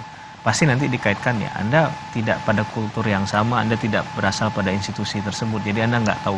Sebenarnya kita tahu, akan semakin salah kalau kita menjerumuskan dan mengatakan itu benar. Maka hal ini ibaratnya katakanlah ikan yang membusuk, itu kan harus dipotong agar nggak menjalar ke yang lain kan. Ini harus ada perbaikan sistem tadi, bahwa dengan dia punya pangkat, itu kan berarti ada kewenangan yang dimiliki, ada aturan yang dimengerti. Ya, ada perbedaan dia dengan yang dipimpin, dan itu pastinya dia lebih daripada yang dipimpin untuk masalah secara emosional, mungkin juga dari pengalaman, pengetahuan, karena investasi ketika seorang itu menjabat dari satu tingkat ke tingkat yang lain, levelnya AKBP, bahkan Jenderal Bintang 2, ini kan nggak main-main, Mas. Ini yang harusnya dipahami bahwa ini adalah kerugian mutlak dari satu institusi ketika kehilangan orang yang sudah diinvestasi dari bawah sampai ke level itu. Berbicara negara yang berinvestasi berarti kan? Iya betul. Maka negara maupun institusi harusnya berlomba-lomba untuk memperbaiki ini. Karena dia juga dirugikan dalam konteks tadi. Nama baiknya yang sudah dibangun dengan susah payah, banyak putra-putri terbaik dari Polri juga yang mungkin menjadi korban dari ketika dia mengemban tugas negara. Ini kan runtuh hanya dari satu kasus yang sebenarnya tadi bukan seluruhan Polri yang melakukan, tapi menimpa yang harus menanggungnya banyak orang. Itu dia. Nah, Mas Heri, kalau kita juga ingat bahwa kita jangan sampai begitu ya melihat kasus ini adalah kasus persidangan, polisi yang kemudian oknum yang bersalah kemudian nanti dihukum seumur hidup gitu, tapi dampaknya ini ngomongin narkoba masalahnya. Kita tahu bahwa perang melawan narkoba ini di mana-mana juga digaungkan karena apa? Karena narkoba ini merusak tidak hanya generasi muda, siapapun yang menggunakannya begitu ya. Oke, ini sudah akan mulai sidangnya. Kita terakhir ke Pak Bambang Rukminto. Pak Bambang, kalau melihat perspektif tadi, jangan cuma melihat ini sebuah kasus oknum polisi kemudian salah, kemudian dihukum. Lebih jauh lagi apa yang kemudian harus dilakukan kita sebagai masyarakat melihat kasus-kasus yang selama ini berjalan, yang melibatkan polisi, dan bagaimana ke depannya polisi ini harus benar-benar membuktikan diri begitu ya. Ya, saya setuju yang disampaikan Mas Iriana dan Mas Heri ya, bahwa kasus ini tidak cukup dilihat kasus ansih gitu, tetapi harus yang lebih penting itu adalah dampak sosial atau dampak pada institusi Polri terkait dengan kasus ini. Kalau penyelesaian kasus ini selesailah sudah sampai di sidang ini saja. Tetapi kalau tidak ada perbaikan-perbaikan di institusi Polri, tidak ada perbaikan sistem, dampaknya ini akan beruntun dan merugikan negara. Makanya kita sih berharap dan mendorong Kapolri untuk benar-benar konsisten dan melakukan dobrakan yang lebih kencang lagi untuk membersihkan. Komitmen Kapolri untuk potong kepala yang busuk itu harus disegerakan dengan melakukan sidang kode etik dan pemberhentian tidak dengan hormat pada para pelaku tindak pidana, seperti itu. Kita tunggu bagaimana kemudian nanti sidang etik tentunya ya, kita kawal bersama juga dari Irjen Teddy Minahasa dan lain-lainnya yang terkait dengan kasus peredaran narkoba jenis sabu ini. Kita akan segera menuju ke ruang sidang. Terima kasih sebelumnya pengamat kepolisian ISES Pak Bambang Rukminto sudah bergabung bersama kami di Breaking News Kompas TV, dan tentunya di samping saya pakar hukum pidana, praktisi hukum dan juga dosen di Universitas Tarumanegara, Mas Heri Firmansyah. Terima kasih Mas Heri. Sama-sama, terima kasih. Kemudian kami pertanyakan sebelumnya ke penuntut umum maupun penasihat hukum bahwa kami akan bacakan putusan ini hal-hal yang tidak berubah, misalnya dakwaan, amar tuntutan, nota pembelaan, saksi-saksi, terdakwa, maupun fakta hukumnya sudah lengkap dalam putusan ini. Kita bacakan kalau pertimbangan hukumnya atau analisis yuridisnya kita bacakan secara lengkap. Apakah penuntut umum setuju? Yang mulia. Baik, tidak mengurangi makna atau isi lengkapnya putusan ini. Ya, penasihat hukum? Baik, setuju yang mulia. Setuju ya, dicatat keduanya setuju. Baik, terdakwa dengar dan perhatikan baik-baik. Putusan nomor 97 Pitsus 2023 PN Jakarta Barat. Demi keadilan berdasarkan ketuhanan yang Maha Esa, Pengadilan Negeri Jakarta Barat kelas 1A khusus yang mengadili perkara pidana dengan acara pemeriksaan biasa dalam tingkat pertama telah menjatuhkan putusan sebagai berikut dalam perkara terdakwa. Nama lengkap Dodi Prawira Negara bin H. Maman Supratman, lahir di Pacitan, umur 45 tahun, 4 Juli 1977, laki-laki, warga negara Indonesia, tinggal di Jalan Mandiri, RT 05, RW 003, Kelurahan Harjamukti, Kecamatan Cimanggis, Kota Depok, Provinsi Jawa Barat, agama Islam, pekerjaan Polri, pendidikan S2. Terdakwa ditahan semenjak tanggal 15 Oktober 2022 sampai dengan sekarang. Terdakwa didampingi penasihat hukumnya yaitu Adriel Fiari SH, Rory Asmara Sagala SH, Handa Yusiko Saragi SH, dan kawan-kawan. Semuanya adalah advokat dan konsultan hukum pada kantor Adriel Fiari Purba Law Firm yang beralamat di Kantor Mulia Residence, Jalan Bendungan Walahar Buntu, nomor 32, Bendungan Hilir, Tanah Abang, Jakarta Pusat, berdasarkan surat kuasa khusus tanggal 30 Februari 2023. Pengadilan negeri tersebut setelah membaca penetapan tentang penunjukan majelis hakim, penetapan majelis tentang hari sidang, berkas perkara dan surat-surat yang bersangkutan, telah mendengar pembacaan surat dakwaan penuntut umum, telah mendengar pembelaan tuntutan pidana yang diajukan oleh penuntut umum yang pada pokoknya sebagaimana amar tuntutan yang telah dibacakan oleh penuntut umum dalam persidangan sebelumnya. Telah mendengar nota pembelaan terdakwa secara pribadi yang dibacakan di persidangan, yang pada pokoknya terdakwa menyesal dan mohon diberi putusan yang seadil-adilnya. Telah mendengar nota pembelaan dari penasihat hukum terdakwa yang dibacakan di persidangan, telah mendengar replik penuntut umum dan duplik dari penasihat hukum terdakwa, menimbang bahwa terdakwa didakwa oleh penuntut umum dengan dakwaan alternatif. Pertama, melanggar pasal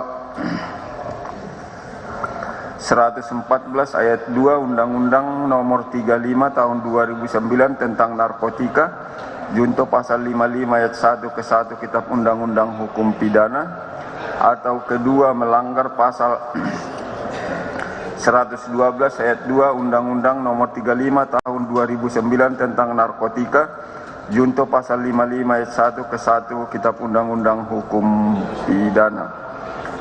Menimbang bahwa terhadap dakwaan penuntut umum tersebut, terdakwa dan atau penasihat hukum terdakwa tidak mengajukan keberatan atau eksepsi. Menimbang bahwa untuk membuktikan dakwaan penuntut umum telah mengajukan saksi-saksi yang beri keterangan di bawah sumpah, telah didengar keterangan saksi sebanyak 22 orang, mulai dari saksi Tri Hamdani sampai kepada saksi Samsul Marif, sarjana hukum, bin Samsul Bahri.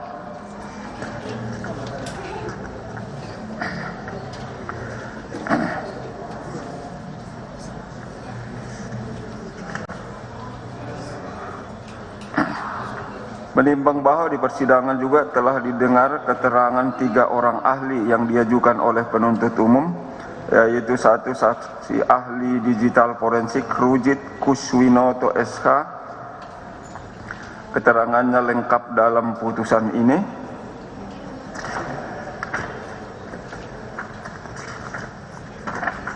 Kedua, ahli bahasa Dr. Andus Kri Sanjaya M. Hum, juga keterangannya lengkap dalam putusan ini.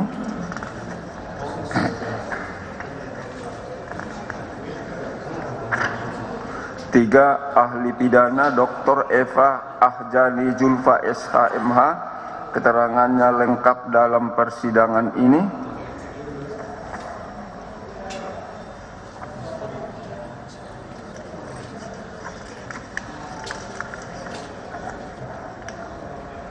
Menimbang bahwa terdakwa melalui penasihat hukumnya juga telah menghadirkan saksi yang meringankan di persidangan, yaitu saksi Maman Supratman, keterangannya lengkap dalam perkara ini. Juga saksi Rahma Dharma Putri, keterangannya lengkap di persidangan ini. Selanjutnya, terdakwa melalui penasihat hukumnya menghadirkan ahli, yaitu Dr. Dian Adriawan Dijitawang SHMH, keterangannya lengkap di persidangan ini, dan ahli psikologis klinis Liza Marieli Japrie, keterangannya juga lengkap di persidangan. Menimbang bahwa terdakwa juga telah memberi keterangan di persidangan yang pada pokoknya bahwa tersebut dalam putusan ini,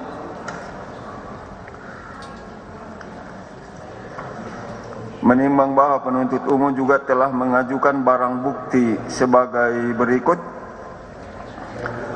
1 buah tas belanja warna merah, di dalamnya terdapat 1 bungkus plastik sabu berat 102 gram bruto, 1 bungkus plastik klip berisi narkotika jenis sabu berat 102 gram bruto, 1 bungkus plastik klip berisi narkotika jenis sabu berat 101 gram bruto, 1 buah kardus warna coklat yang berdisikan 1 plastik putih berisikan narkotika jenis sabu dengan berat bruto 984 gram, 1 plastik putih berisikan narkotika jenis sabu dengan berat bruto 995 gram, 1 bungkus plastik klip berisi kristal putih narkotika jenis sabu berat bruto 943 gram, 1 buah handphone warna biru merek iPhone nomor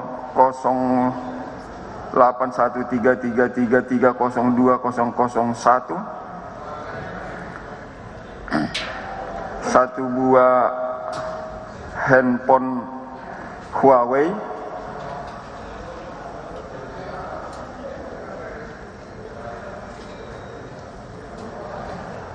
1 unit mobil Avanza warna silver dengan nomor polisi B1488 PFJ, 1 unit mobil Suzuki Jimny warna kuning stabilo nomor polisi D371 MY berikut kunci dan STNK. Barang bukti tersebut telah disita secara sah menurut hukum karena itu dapat dipergunakan untuk memperkuat pembuktian. Menimbang bahwa berdasarkan alat-alat bukti berupa keterangan saksi, keterangan terdakwa, bukti dokumen elektronik dan barang bukti yang diajukan, majelis telah memperoleh fakta hukum sebagai berikut.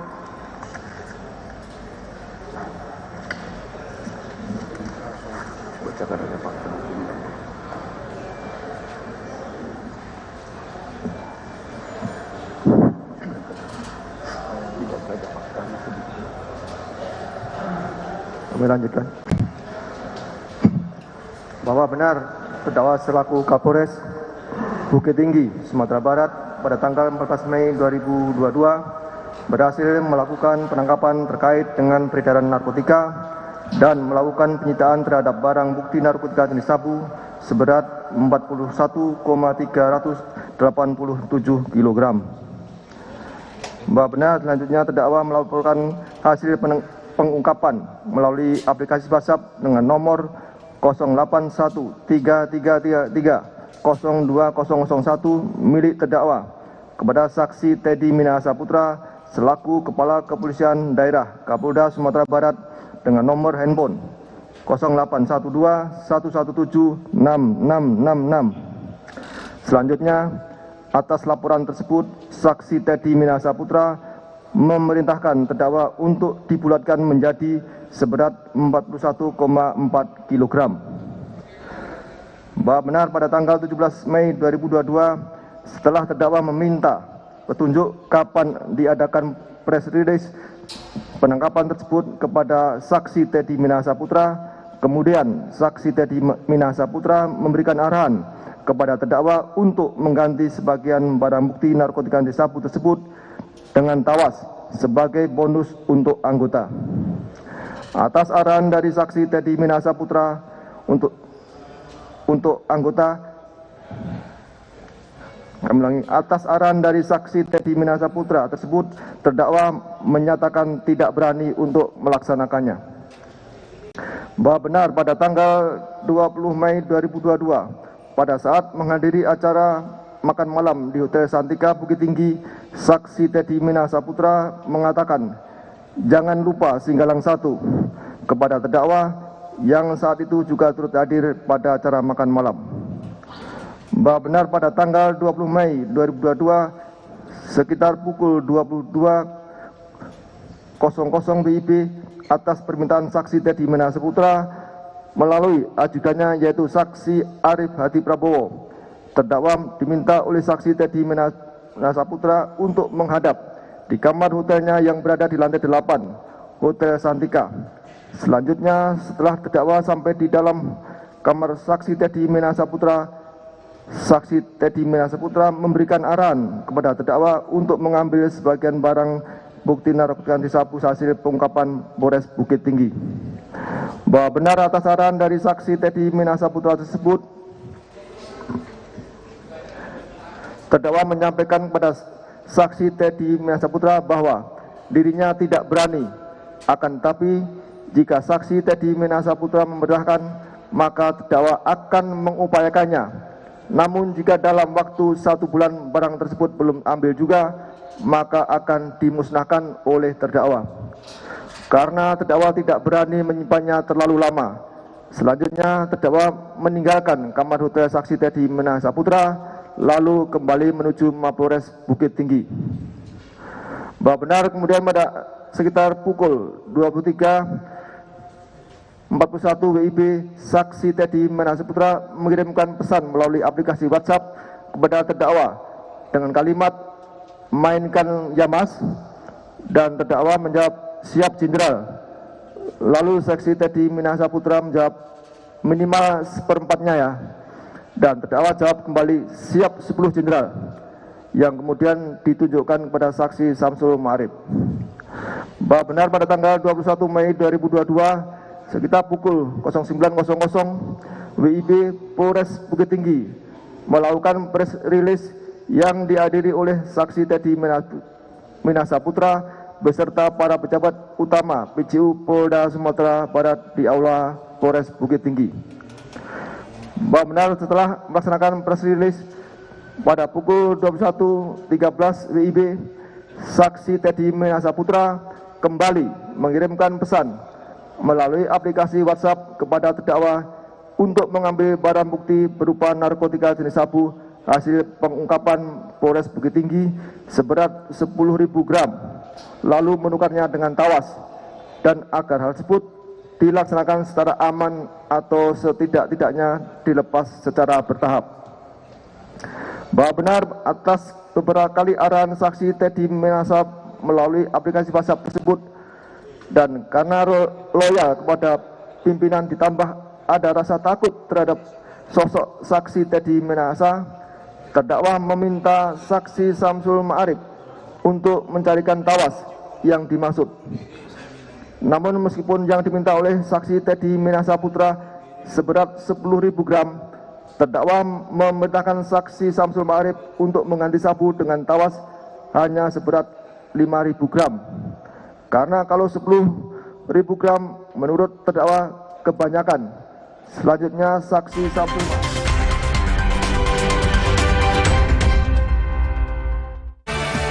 Anda akan menyaksikan Kompas Update yang didukung oleh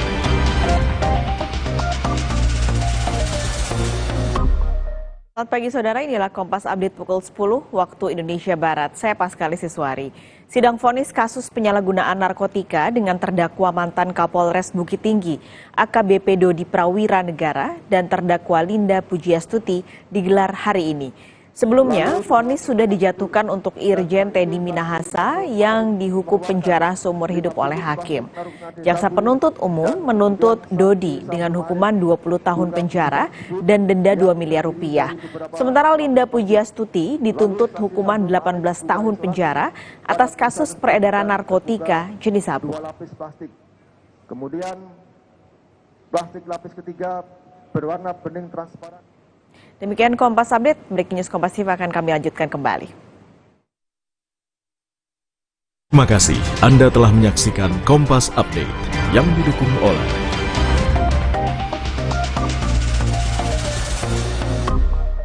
Gigi kita perfect bersihnya karena pakai Ciptaden Perfect Care. Baru dengan 88 lubang bulu sikat dan double filament, bersihkan permukaan dan sela-sela gigi. Gigi bersih lebih cepat. Ciptaden Perfect Care, gigi perfect bersihnya.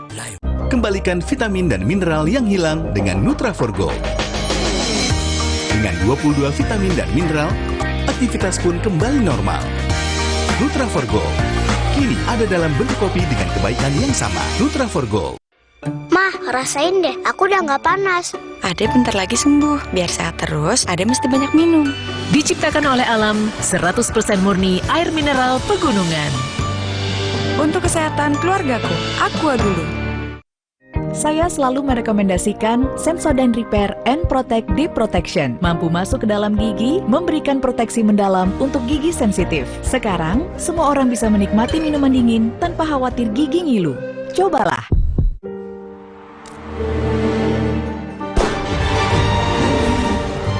Di mana ada kekuatan, di sana ada kebaikan. Dukung mereka dengan kebaikan susu dan gandum dari Biskuat. Kekuatan yang baik dari dalam. Gentle Gen kelopak deterjen tumbuhan, bikin tangan lembut. Kayak nggak pernah nyuci. Bajunya juga lembut, wanginya juga tahan lama. Gak perlu pewangi pelembut lagi. Gentle Gen kelopak deterjen tumbuhan.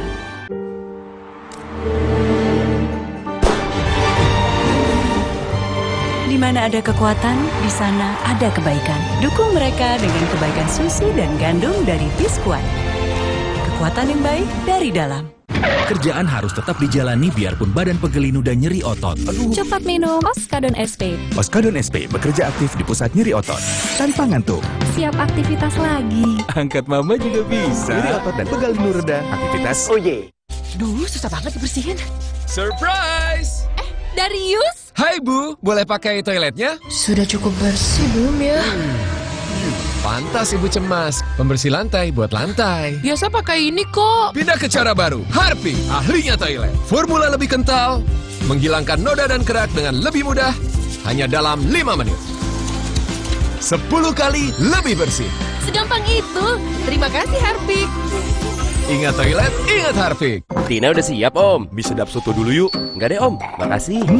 Mie sedap soto dengan mie yang kenyal serta koya gurih dan jeruk nipis asli. Soal rasa mie sedap soto, lidah nggak bisa bohong. Rasa soto nomor 1 cuma mie sedap soto. Kita tegar. Sakit kepala, menangkan hari kita dengan Bodrek. 5 oke-nya Bodrek. Cepat redakan sakit kepala, dapat diminum sebelum makan tanpa ngantuk. Bodrek, ahlinya redakan sakit kepala di Indonesia. Aku dituntut selalu ekstra cepat, ekstra siaga. Saat sakit kepala mencengkram, aku selalu siap Bodrek Ekstra. Segera meredam sakit kepala mencengkram. Bodrek Ekstra, andalanku.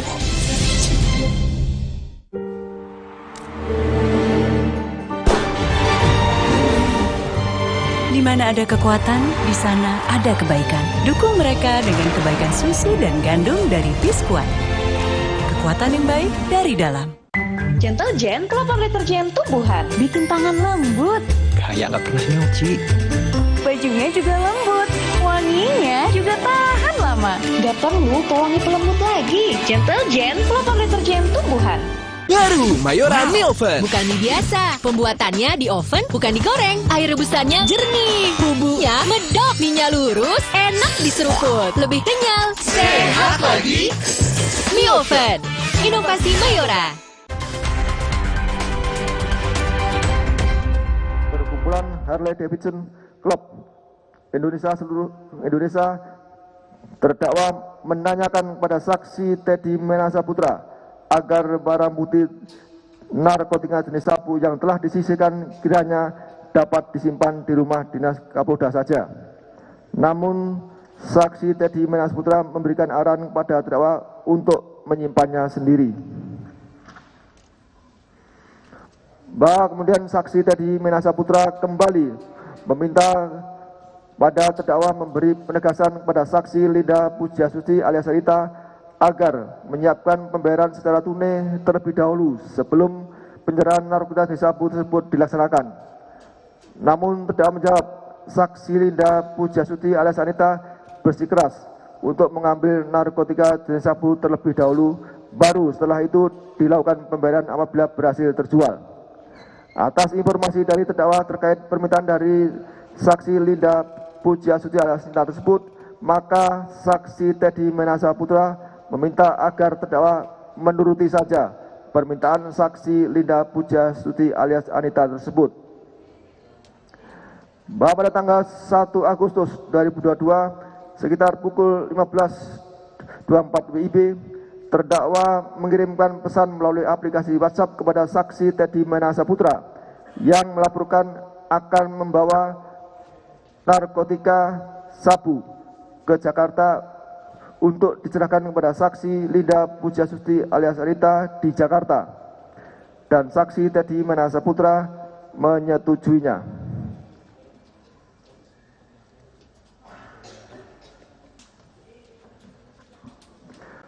Bahwa pada tanggal 7 Agustus 2022 sekitar pukul 17.56 WIB, saksi Teddy Manasa Putra mengirimkan pesan melalui aplikasi WhatsApp kepada terdakwa agar tidak menyerahkan sejumlah uang kepada saksi Linda Pujiastuti alias Anita untuk keperluan biaya operasional, dan juga menegaskan kembali kepada terdakwa bahwa serah terima narkotika jenis sabu terjadi apabila saksi Linda Pujiastuti alias Anita telah membayar sejumlah uang terlebih dahulu.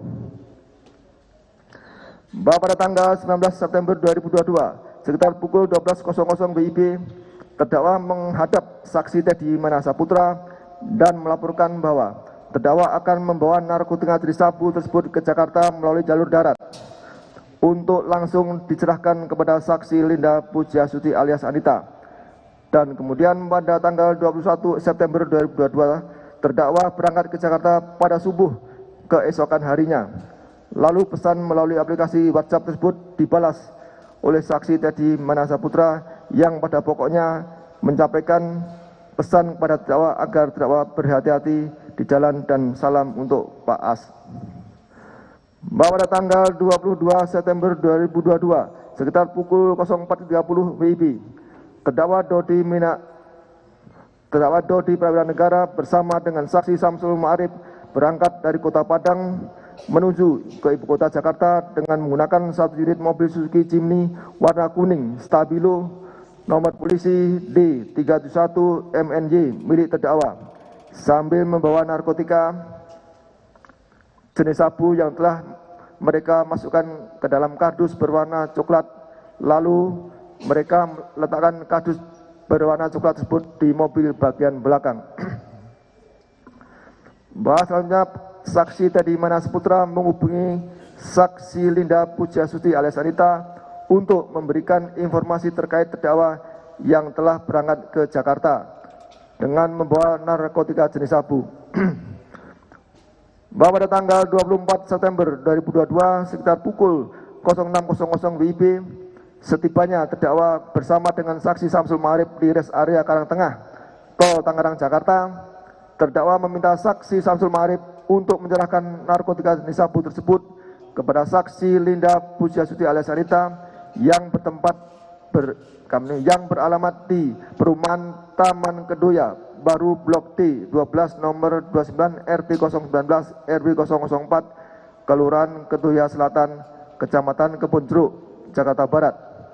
Setelah itu terdakwa berpisah dengan saksi Samsul Ma'arif, sementara saksi Samsul Ma'arif ke rumah saksi Linda Pujiastuti menggunakan mobil Sinta miliknya bersama saksi Yoyon.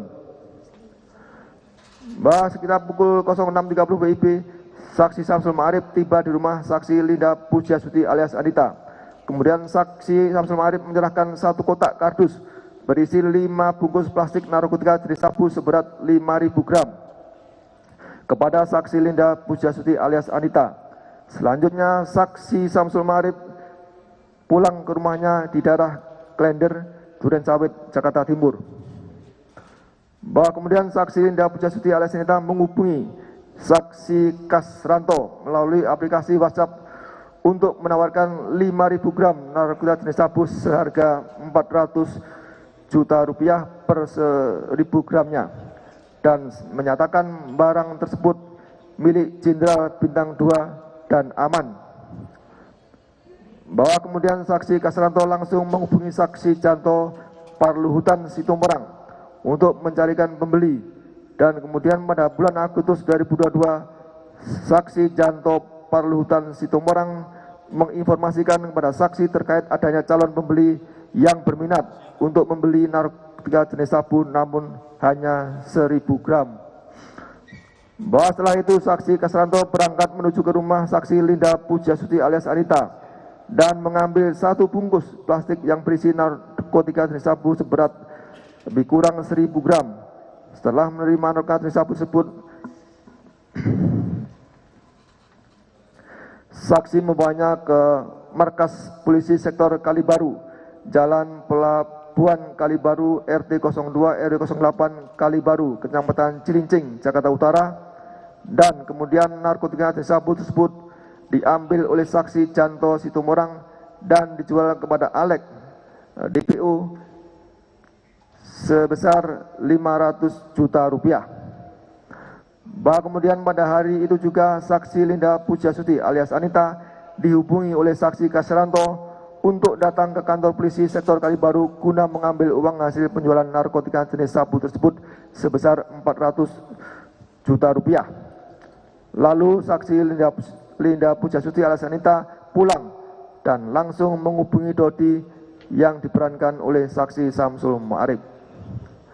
Bahwa selanjutnya terdakwa menerima laporan dari saksi Samsul Ma'arif bahwa narkotika jenis sabu tersebut sudah diterima oleh saksi Linda Pujiastuti sebanyak 5.000 gram dan sudah terjual sebanyak 1.000 gram dengan harga 400 juta rupiah, namun dikurangi sebesar 50 juta rupiah untuk saksi Linda Pujiastuti alias Anita, dan selain itu juga dikurangi lagi sebesar 50 juta rupiah untuk orang yang menyambungkan kepada pembeli. Bahwa kemudian terdakwa mengirimkan pesan melalui aplikasi WhatsApp kepada saksi Teddy Menasa Putra yang pada pokoknya menginformasikan bahwa narkotika jenis sabu telah diterima langsung oleh saksi Linda Pujiastuti alias Anita dan akan dibayarkan sebesar 400 juta rupiah per 1.000 gram, namun dikurangi sebesar 50 juta rupiah untuk saksi Linda Pujiastuti alias Anita, dan selain itu juga dikurangi lagi sebesar 50 juta rupiah untuk orang yang menyambungkan kepada pembeli, sehingga nantinya uang yang akan diterima jumlahnya sebesar 300 juta rupiah. Bahwa atas skema penjualan tersebut saksi Teddy Menasa tidak menyetujuinya dan menyuruh terdakwa untuk menarik kembali narkotika jenis sabu dari saksi Linda Pujiastuti alias Anita. Maka kemudian terdakwa meminta saksi Samsul Ma'arif untuk menarik kembali narkotika jenis sabu seberat dikurang 4.000 gram dari saksi Linda Pujiastuti alias Anita. Lalu sekitar pukul 19.30 WIB, saksi Samsul Ma'arif tiba di rumah saksi Linda Pujiastuti alias Anita dan langsung mengambil narkotika jenis sabu yang belum laku terjual, serta mengambil uang hasil penjualan narkotika jenis sabu sebesar 350 juta rupiah, kemudian diserahkan kepada terdakwa. Bahwa pada tanggal 26 September 2022, terdakwa bersama saksi Fatullah Adi Putra menukarkan uang hasil penjualan narkotika jenis sabu di Bank BCA Cibubur Arumdina dan di perusahaan penukaran mata uang asing dolar Asia Cibubur sebesar 300 juta rupiah ke dalam mata uang dolar Singapura sejumlah 27.300 SGD. Selanjutnya terdakwa mengirimkan pesan melalui aplikasi WhatsApp kepada saksi Teddy Menasa Putra yang pada pokoknya menyampaikan bahwa terdakwa telah berhasil menukarkan uang hasil penjualan narkotika jenis sabu sebesar 300 juta rupiah tersebut ke dalam mata uang dolar Singapura menjadi sebesar 27.300 SGD dan kemudian akan diserahkan kepada saksi Teddy Menasa Putra. Lalu saksi Teddy Menasa Putra pun menyetujui. Bahwa terkait dengan penukaran uang hasil penjualan narkotika jenis sabu tersebut telah dibenarkan oleh terdakwa dan saksi Fatullah Adi Putra, serta terkait dengan pelaporannya juga dibenarkan terdakwa serta didukung dengan tangkapan layar, screenshot pada handphone milik saksi Teddy Menasa Putra maupun terdakwa yang ada dalam berkas perkara serta adanya bukti digital forensik, berita acara pemeriksaan barang bukti digital dan keterangan ahli digital forensik. Bahwa pada tanggal 29 September 2022 sekitar pukul 19.00 WIB, terdakwa dihubungi oleh saksi Arif Hadi Prabowo yang menyampaikan pesan dari saksi Teddy Minahasa Putra agar terdakwa datang berkunjung ke rumah saksi Teddy Minahasa Putra yang beralamat di Jalan M. Kahfi 1 Gang Sawu 1/188 RT 01 RW 04 Kelurahan Jagakarsa, Kecamatan Jagakarsa, Jakarta Selatan. Kemudian sekitar pukul 21.00 WIB, terdakwa tiba di rumah saksi Teddy Minahasa Putra. Selanjutnya terdakwa menyerahkan paper bag kecil. Bahwa paper bag kecil tersebut di dalamnya berisi uang dolar Singapura sejumlah 27.300 SGD dari hasil penjualan narkotika jenis sabu.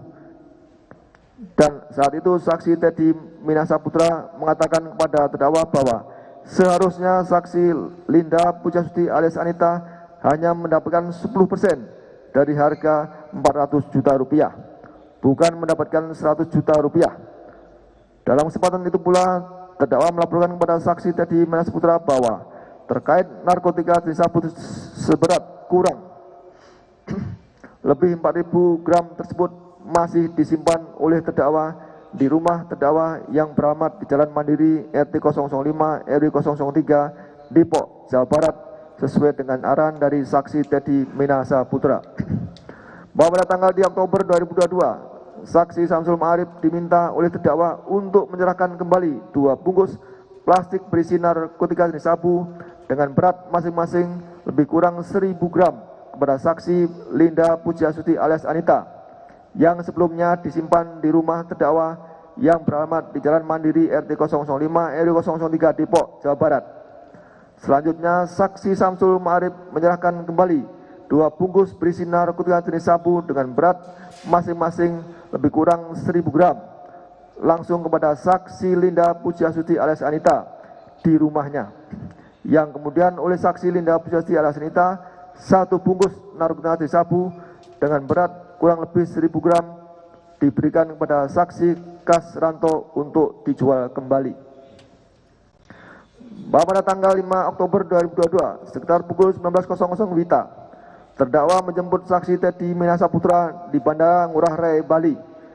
Dan pada saat itu terdakwa melaporkan bahwa narkotika jenis sabu kurang lebih seberat 2.000 gram sudah diserahkan kepada saksi Linda Pujiastuti alias Anita.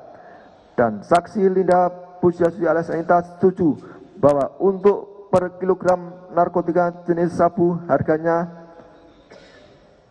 360 juta rupiah.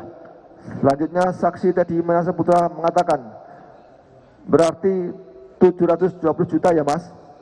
Dan terdakwa menjawab, siap jenderal. Lalu saksi Teddy Minahasa Putra menjawab, ya sudah, minggu depan saja. Bahwa kemudian pada tanggal 11 Oktober 2022 saat terdakwa berada di Semarang, saksi Samsul Ma'arif melaporkan atas penyerahan sabu sebanyak 2.000 gram. Saksi Linda Pujiastuti alias Anita baru membayar 200 juta rupiah dan uang tersebut masih berada di penguasaan saksi Samsul Ma'arif.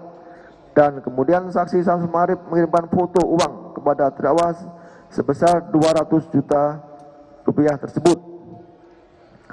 Bahwa pada tanggal 12 Oktober 2022 sekitar pukul 13.30 WIB saat saksi Linda Pujiastuti alias Anita sedang berada di rumah, saksi Linda Pujiastuti alias Anita didatangi petugas kepolisian yaitu saksi Riki Pranata Filvaldi, saksi Rio Hangwidya Kartika, saksi Dwi Prastio, saksi Baru Trisno, saksi Irwan Saputra,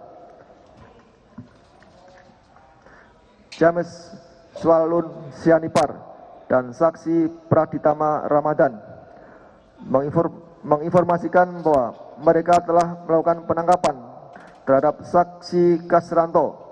Selanjutnya dilakukan penangkapan terhadap saksi Linda Pujiastuti alias Anita dan penggeledahan temukan barang bukti berupa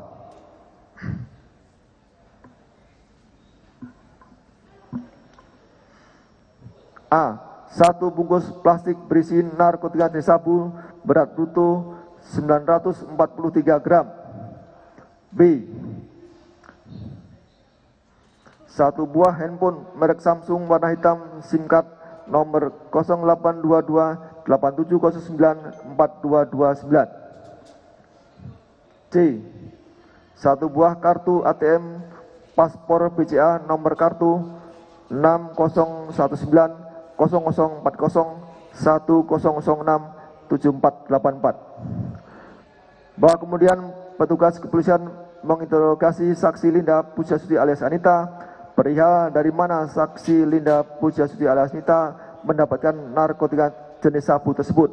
Lalu saksi Linda Pujiastuti alias Anita mengatakan bahwa narkotika jenis sabu didapatkan dari saksi Teddy Menasaputra melalui orang suruhannya yang bernama Saudara Dodi yang diperankan oleh figur saksi Samsul Ma'arif. Kemudian saksi Linda Pujiastuti alias Anita diminta oleh anggota kepolisian untuk menghubungi orang bernama Saudara Dodi yang diperankan oleh figur Samsul Ma'arif untuk datang ke rumah saksi Linda Pujiastuti alias Anita dengan alasan akan melunasi sisa penjualan narkotika jenis sabu. Selanjutnya, tidak berapa lama kemudian orang yang bernama Saudara Dodi yang diperankan oleh figur saksi Samsul Ma'arif tiba di rumah saksi Linda Pujiastuti alias Anita. Lalu petugas kepolisian melakukan penggeledahan dan ditemukan barang bukti berupa A. Satu buah handphone merek iPhone warna hitam berikut SIM card 0858888844. B. Satu buah handphone merek Vivo warna biru berikut SIM card 0821133866656. Bahwa kemudian petugas kepolisian menginterogasi saksi Samsul Ma'arif terkait apakah masih menyimpan narkotika jenis sabu.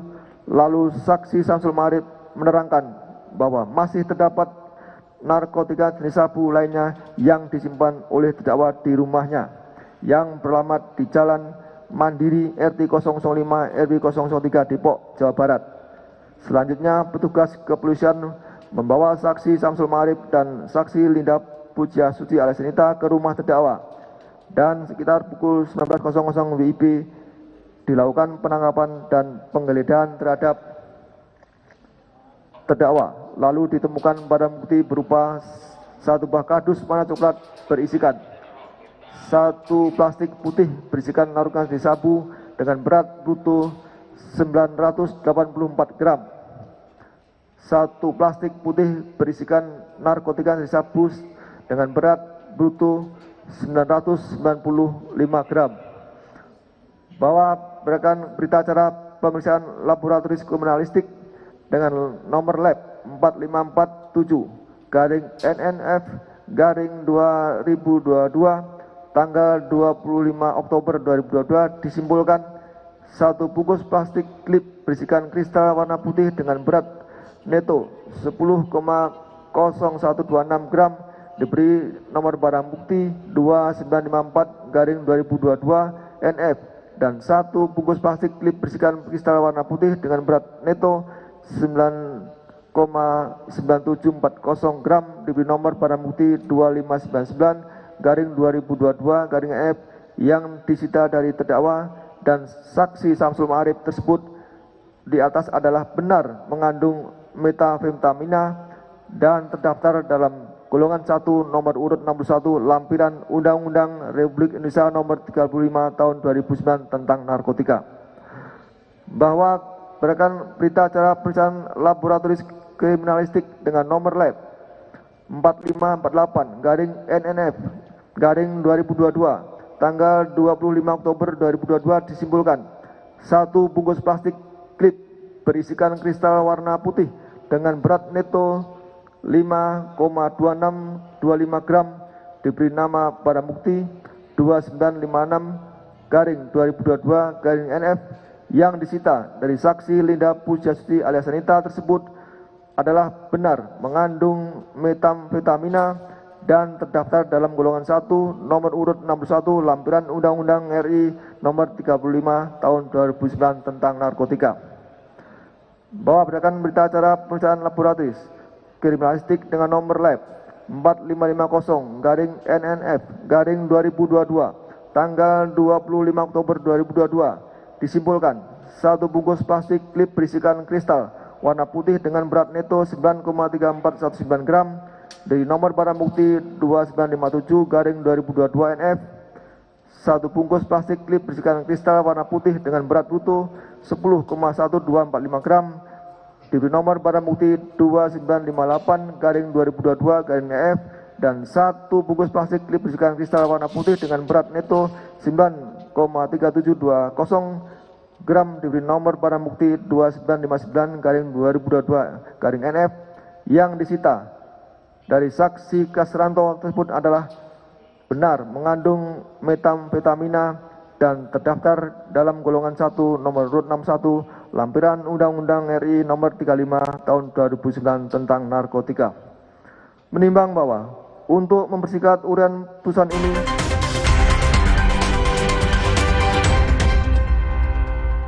kembalikan vitamin dan mineral yang hilang dengan Nutraforgo.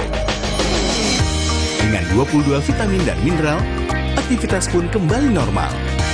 Nutraforgo kini ada dalam bentuk kopi dengan kebaikan yang sama. Nutraforgo. Seri gandum Big Pack. Buat sharing rame-rame, isinya nggak pelit cuy, anti berantakan.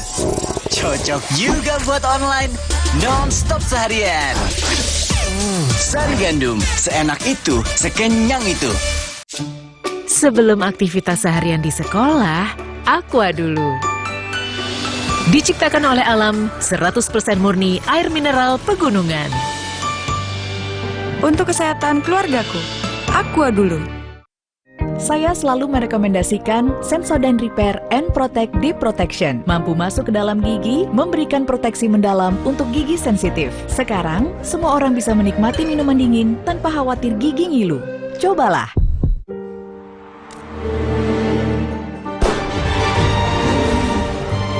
Di mana ada kekuatan, di sana ada kebaikan. Dukung mereka dengan kebaikan susu dan gandum dari Biskuat.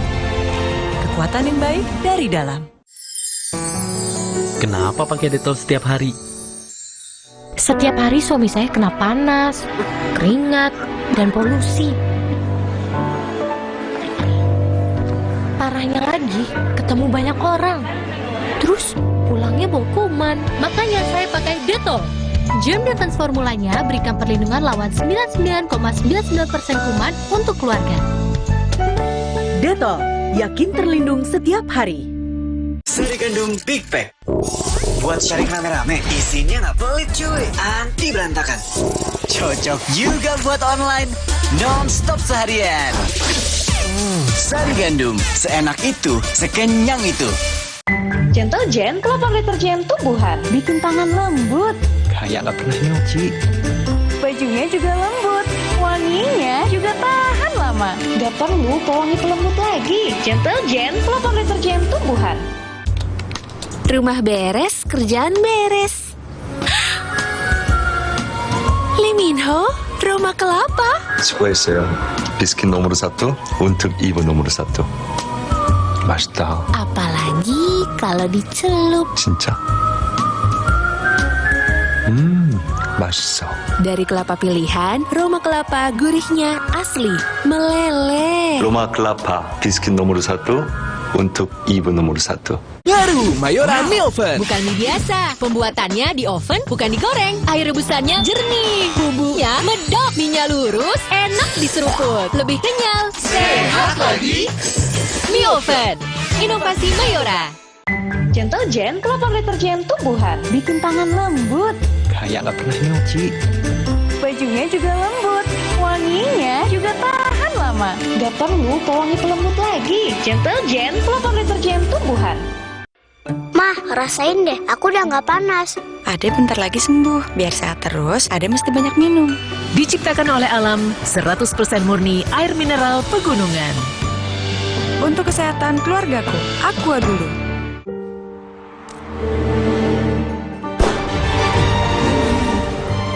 Di mana ada kekuatan, di sana ada kebaikan. Dukung mereka dengan kebaikan susu dan gandum dari Biskuat. Kekuatan yang baik dari dalam.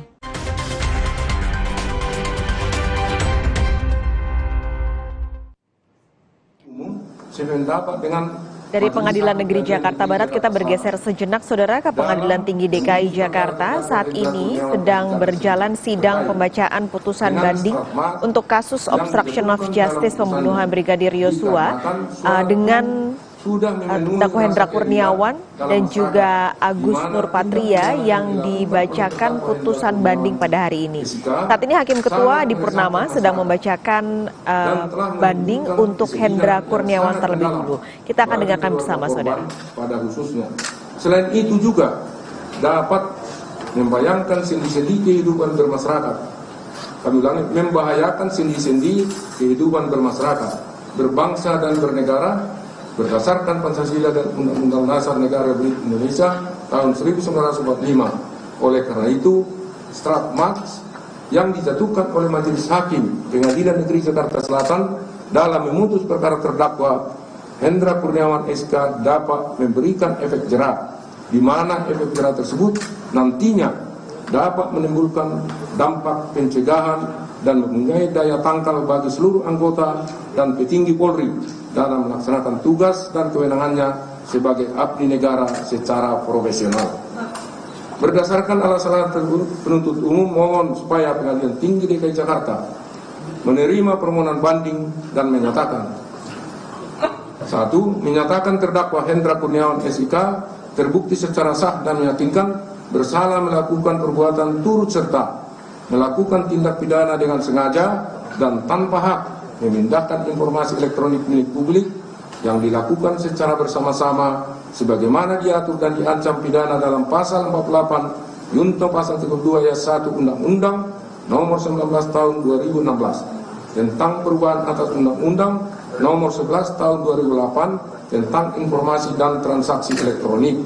Yunto pasal 5 ayat 1 ke 1 Kitab Undang-Undang Hukum Pidana sebagaimana dalam dakwaan ke-1 subsidiar. 2. Menjatuhkan pidana terhadap terdakwa Hendra Kurniawan SIK dengan pidana penjara selama 3 tahun, dikurangi selama terdakwa berada dalam tahanan dengan perintah agar terdakwa tetap ditahan. 3. Menjatuhkan pidana denda kepada terdakwa Hendra Kurniawan SIK sebesar 20 juta rupiah subsidiar 3 bulan kurungan. Menyatakan barang bukti berupa 1 sampai 67 tetap terlampir dalam berkas perkara. 5. Menetapkan agar terdakwa membayar biaya perkara sebesar Rp5.000. Menimbang bahwa penuntut umum telah mengajukan kontra memori banding tanggal 31 Maret 2023 yang pada pokoknya memohon supaya Majelis Hakim Pengadilan Tinggi pada Pengadilan Tinggi Jakarta untuk 1. Menolak permohonan banding dari terdakwa Hendra Kurniawan SIK. 2. Mengabulkan memori banding penuntut umum tanggal 14 Maret 2023. 3. Membebani terdakwa Hendra Kurniawan SIK untuk membayar biaya perkara dalam tingkat banding sebesar Rp5.000. Menimbang bahwa untuk mempersingkat uraian putusan dalam perkara ini, maka seluruh isi memori banding kontra memori banding telah dianggap termaktub dalam putusan dan merupakan satu kesatuan yang tidak terpisahkan dari putusan ini. Menimbang bahwa setelah membaca, mempelajari dengan cermat dan seksama berita acara persidangan, keterangan saksi-saksi, keterangan terdakwa, serta salinan resmi putusan Pengadilan Negeri Jakarta Selatan nomor 802/2022/PN.JKT.Sel tanggal 27 Februari 2023. Memori banding dari terdakwa dan penuntut umum dan kontra memori banding dari penuntut umum, maka Majelis Hakim tingkat banding berpendapat sebagaimana tersebut di bawah ini.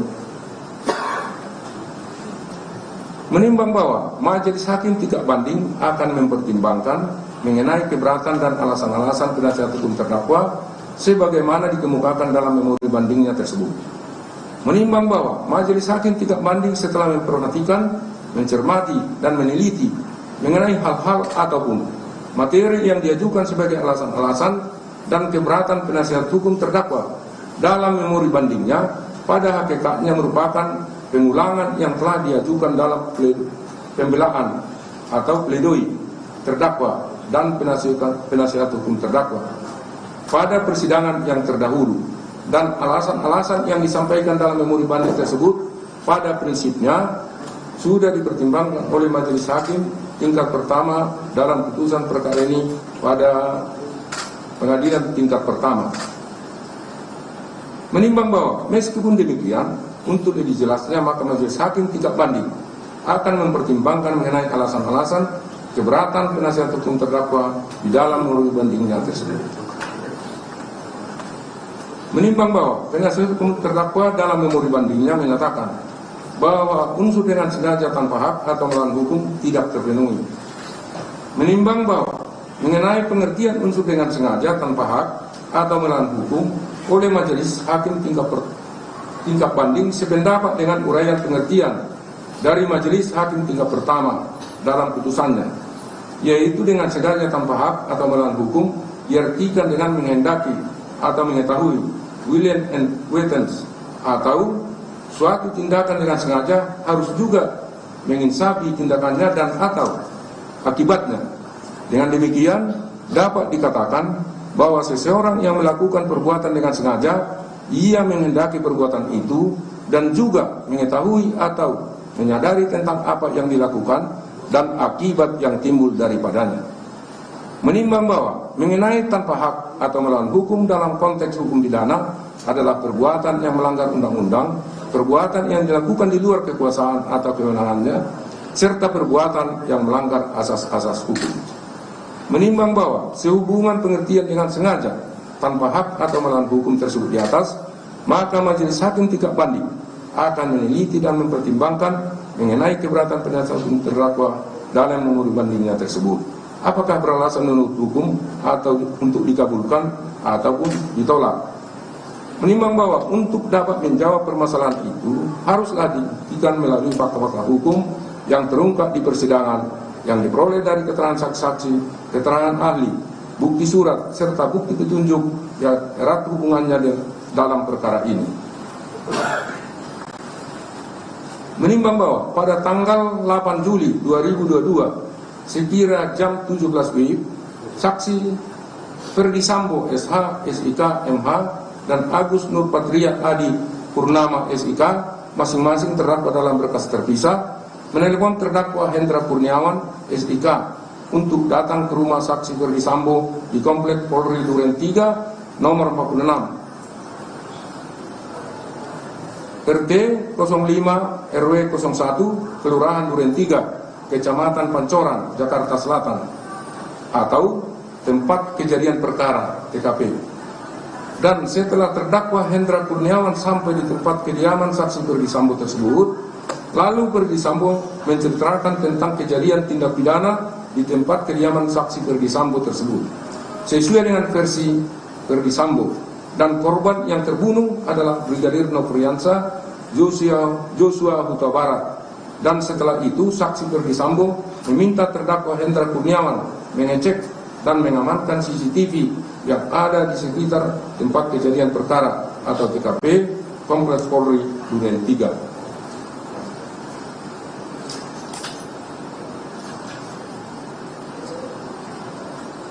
Menimbang bahwa sesuai permintaan saksi Ferdi Sambo, kemudian tugas pengamanan CCTV tersebut langsung ditunjuk kepada saksi AKBP Ari Cahya atau Acai, dan pada keesokan harinya tanggal 9 Juli 2022 terdakwa Hendra Kurniawan SIK bersama saksi Agus Nurpatria yang pada saat itu mereka sedang berada di Kompleks Polri Duren 3 menghubungi saksi Ari Cahya yang masih berada di Bali, akan tetapi pada saat itu tidak dapat dihubungi.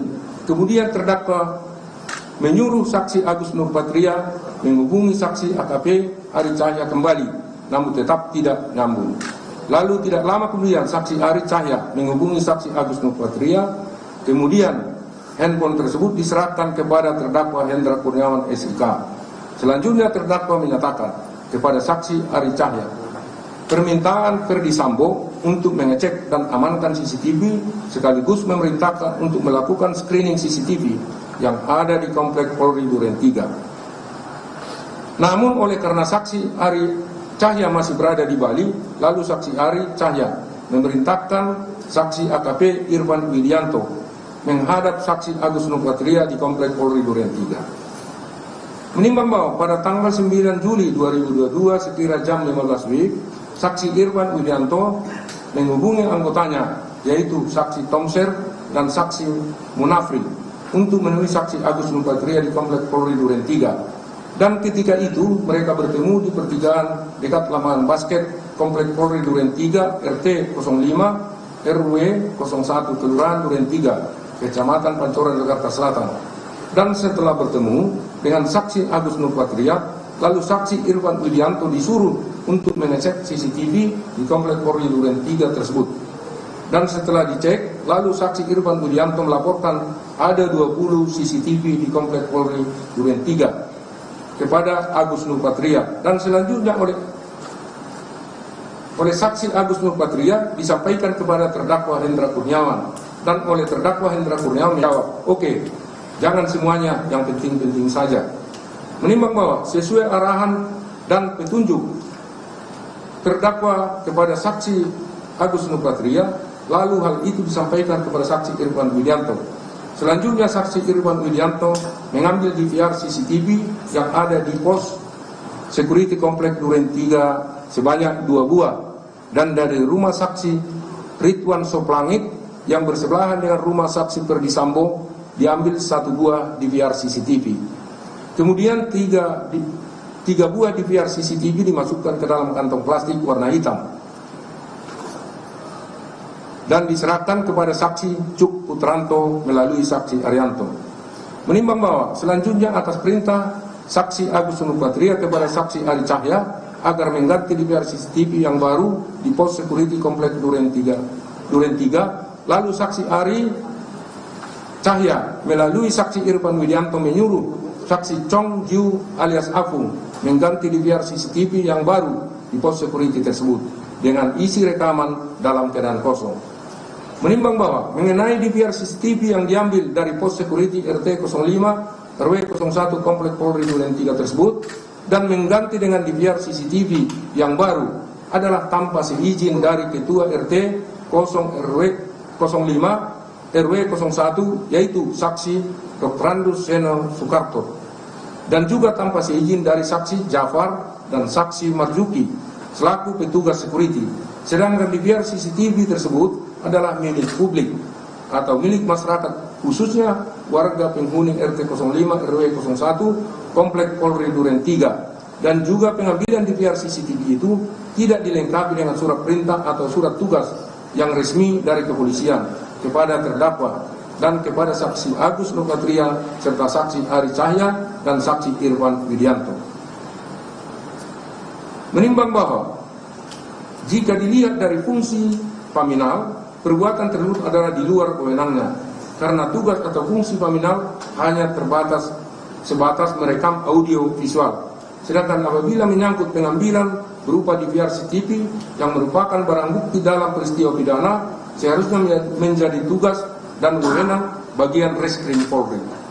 Menimbang bahwa terdakwa selaku karo paminal juga mengeluarkan surat perintah sebelum mengambil DVR CCTV dari Komplek Polri Duren 3, yaitu surat perintah nomor sprint garing 2055 garing 7 Romawi garing HUK titik 66 garing 2022 yang ditandatangani sendiri oleh terdakwa Hendra Kurniawan, yang isinya untuk melaksanakan penyelidikan full bucket dan klarifikasi terhadap kebenaran informasi, dan yang diberi tugas sesuai surat perintah tersebut menunjuk personal, yaitu 1. Agus Nurpatria Adi Purnama SIK, Arif Rahman Arifin SIK MH, Adi Pradana AE SIK, Idam Paidida, Harosta P Tampubolan STK SIK, Januar Arifin, Sigit Mukti Hanggono. Menimbang bahwa ketika terdakwa membuat surat perintah tersebut adalah tanpa koordinasi terlebih dahulu kepada Bareskrim Polri, sehingga surat perintah tersebut tidak memenuhi syarat formal, karena tujuan dibuat atau dikeluarkan surat perintah antara lain adalah untuk penyelidikan mengenai peristiwa pidana tertembaknya korban Joshua Huta Barat hingga meninggal dunia di rumah saksi Ferdi Sambo di Komplek Polri Duren 3. Sedangkan tugas penyidikan tindak pidana umum bagian daripada Reskrim Polri.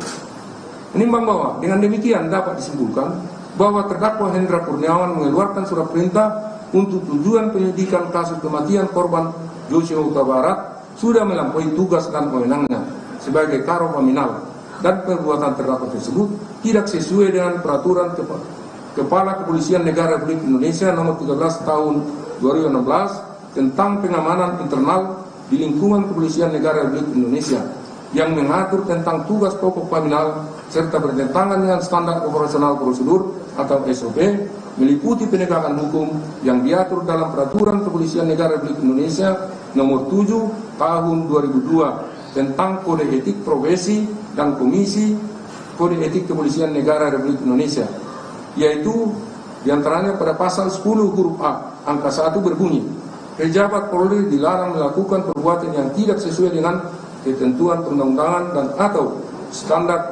standar operasional prosedur atau SOP meliputi dalam penegakan hukum. Menimbang bahwa mengenai DVR CCTV yang diambil dari kompleks Polri Duren 3 pada tanggal 11 Juli 2022, saksi Ferdi Sambo pernah menanyakan kepada Cuk Putranto dan dijawab sudah diserahkan kepada Polres Metro Jakarta Selatan, sehingga saksi Cuk Putranto diperintahkan untuk mengambil kembali DVR CCTV tersebut untuk dilihat dan dikopi. Menimbang bahwa atas perintah saksi Ferdi Sambo tersebut, lalu saksi Cuk Putranto mengambil kembali DVR CCTV tersebut dari Polres Metro Jakarta Selatan.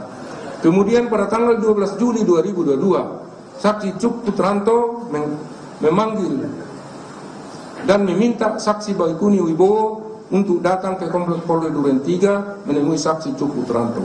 Dan sekira jam 22 WIB, saksi Baikuni Wibowo tiba di Komplek Polri Duren 3 atau rumah kediaman saksi Ferdi Sambo. Kemudian saksi Cuk Putranto menyuruh mengkopi atau memindahkan isi DVR CCTV tersebut. Dan berselang kurang lebih 2 jam, saksi Baikuni Wibowo telah selesai mengkopi atau memindahkan isi DVR CCTV ke dalam satu buah flash disk warna merah hitam dan selanjutnya diserahkan kepada saksi Cuk Putranto.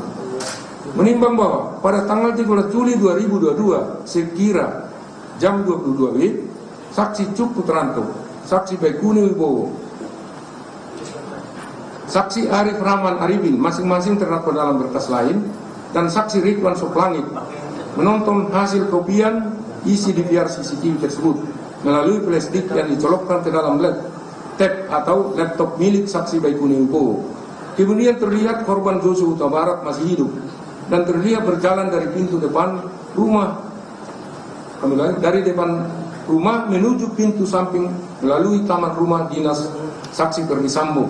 Dan ketiga saksi Ferdi Sambo belum tiba di rumah dinas tersebut atau TKP. Terlihat pada menit 17.07 sampai dengan menit 17.11 durasi video tersebut. Menimbang bahwa rekaman video dari DVR tersebut adalah bagian dari frasa gambar dalam pengertian informasi elektronik sesuai dengan ketentuan pasal 1 angka 1 Undang-Undang Nomor 11 Tahun 2028 sebagaimana telah diubah dengan Undang-Undang Nomor 19 Tahun 2016 tentang informasi dan transaksi elektronik. Menimbang bahwa dari uraian pertimbangan-pertimbangan di atas ternyata bahwa terdakwa Hendra Kurniawan benar telah diminta atau diperintah oleh saksi Ferdi Sambo untuk mengamankan DVR CCTV. Persidangan banding untuk mantan anak buah Ferdi Sambo, Hendra Kurniawan dalam kasus obstruction of justice di Pengadilan Tinggi DKI Jakarta masih dibacakan oleh Hakim Ketua Adi Purnama. Beberapa pertimbangan sedang dibacakan juga hingga nanti Hakim akan membacakan apakah menerima banding atau tidak dari terpidana Hendra Kurniawan. Selain Hendra, nanti juga akan dibacakan putusan banding untuk Agus Nurpatria. menimbang bahwa dengan demikian. Breaking News Kompas TV, kami sudahi sampai di sini, saudara. Ikuti informasi lain dalam Kompas yang akan hadir usai jeda. Saya Pascal Siswari undur diri. Terima kasih. Sampai jumpa.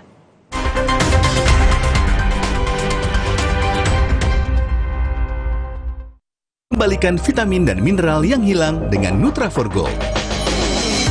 Dengan 22 vitamin dan mineral, aktivitas pun kembali normal. Nutraforgo kini ada dalam bentuk kopi dengan kebaikan yang sama. Nutraforgo. Seri gandum Big Pack. Buat sharing rame-rame, isinya nggak pelit cuy, anti berantakan.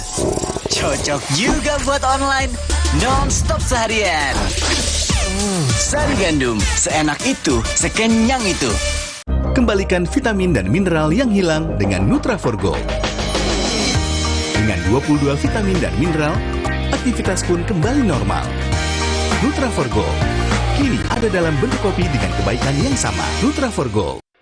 Mah, rasain deh, aku udah nggak panas. Ade bentar lagi sembuh. Biar sehat terus, Ade mesti banyak minum. Diciptakan oleh alam, 100% murni air mineral pegunungan.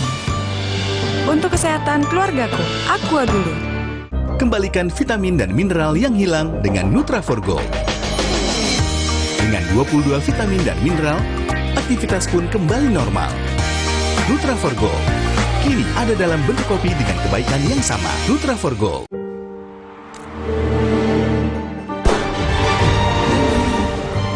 Di mana ada kekuatan, di sana ada kebaikan. Dukung mereka dengan kebaikan susu dan gandum dari Biskuat. Kekuatan yang baik dari dalam. Aku pakai detol antiseptik cair setiap hari. Biar anakku dan rumahku terlindung dari kuman. Karena telah diuji terhadap 100 kuman penyebab penyakit. Makanya keluarga Detol jarang sakit. Detol, yakin terlindung setiap hari. Seri gandum Big Pack. Buat sharing rame-rame, isinya nggak pelit cuy, anti berantakan. Cocok juga buat online, non-stop seharian. Sari gandum, seenak itu, sekenyang itu. Gentle Gen, kelopak deterjen tumbuhan. Bikin tangan lembut. Kayak nggak pernah nyuci. Bajunya juga lembut. Wanginya juga tahan lama. Gak perlu pewangi pelembut lagi. Gentle Gen, kelopak deterjen tumbuhan. Seri gandum Big Pack. Buat sharing rame-rame, isinya nggak pelit cuy, anti berantakan. Cocok juga buat online, non-stop seharian. Sari gandum, seenak itu, sekenyang itu. Baru Mayora Mie Oven. Bukan mie biasa. Pembuatannya di oven, bukan digoreng. Air rebusannya jernih. Bumbunya medok. Mie-nya lurus, enak diseruput. Lebih kenyal. Sehat lagi. Mie Oven. Inovasi Mayora. Rumah beres, kerjaan beres. Lee Min-ho, rumah kelapa. 수고했어요. 비스킷 nomor 1 untuk ibu nomor 1. 맛있다. Apalagi kalau dicelup. 진짜? 맛있어. Dari kelapa pilihan, Roma kelapa gurihnya asli, meleleh. Roma kelapa, 비스킷 nomor 1 untuk ibu nomor 1. Sebelum aktivitas seharian di sekolah, Aqua dulu. Diciptakan oleh alam, 100% murni air mineral pegunungan. Untuk kesehatan keluargaku, Aqua dulu.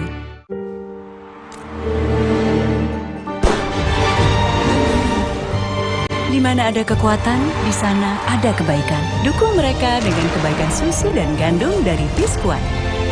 Kekuatan yang baik dari dalam.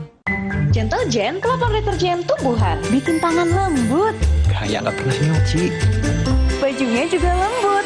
Wanginya juga tahan lama. Gak perlu pewangi pelembut lagi. Gentle Gen, kelopak deterjen tumbuhan. Kakekmu yang itu juga dong? Tapi gigi kakek. Gak usah khawatir. Poliden adhesif membuat Anda bebas nikmati setiap gigitan dengan kuat dan cegah terperangkapnya sisa makanan. Poliden Cleanser, bunuh bakteri lebih kuat dari pasta gigi. Kembalikan vitamin dan mineral yang hilang dengan Nutraforgo. Dengan 22 vitamin dan mineral, aktivitas pun kembali normal. Nutraforgo kini ada dalam dengan kebaikan yang sama. Nutraforgo.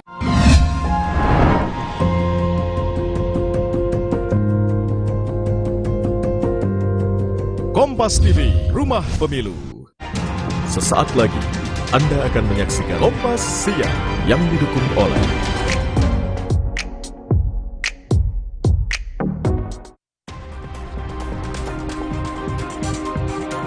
Presiden Joko Widodo resmi membuka konferensi tingkat tinggi ke-42 ASEAN di Labuan Bajo, Nusa Tenggara Timur. Secara khusus, Presiden memberikan waktu sambutan kepada Timur Leste yang baru pertama kali mengikuti KTT ASEAN. Hari ini Majelis Hakim akan membacakan putusan terhadap 3 terdakwa kasus narkoba barang bukti sabu tukar tawas yang melibatkan Irjen Teddy Minahasa, mantan Kapolres Bukit Tinggi AKBP Dodi Prawira Negara Linda Pujiastuti, dan mantan Kapolsek Kalibaru Kompol Kasranto akan menghadapi palu putusan hakim. Selain itu, hari ini Pengadilan Tinggi DKI Jakarta juga akan membacakan putusan atas banding yang diajukan 2 mantan anak buah Verdi Sambo, Hendra Kurniawan dan Agus Nurpatria. Sidang pembacaan putusan banding digelar terbuka untuk umum. Partai Hanura menjadi partai kedua yang mendaftarkan para bakal calon legislatifnya dalam pemilu 2024. Rabu siang, jajaran pengurus pusat Partai Hanura mendatangi kantor Komisi Pemilihan Umum di Menteng, Jakarta Pusat.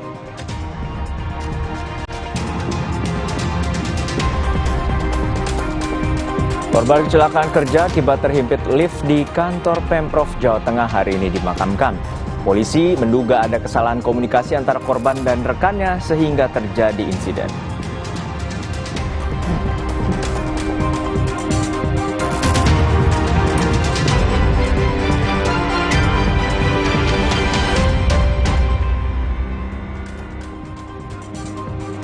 Halo, selamat siang saudara. Kompas Siang kembali menemani ruang informasi Anda dengan beragam informasi penting dan juga menarik. Selain 5 informasi utama tadi, kami juga masih menyoroti soal karyawati yang diajak staycation oleh atasan demi perpanjangan kontrak kerja.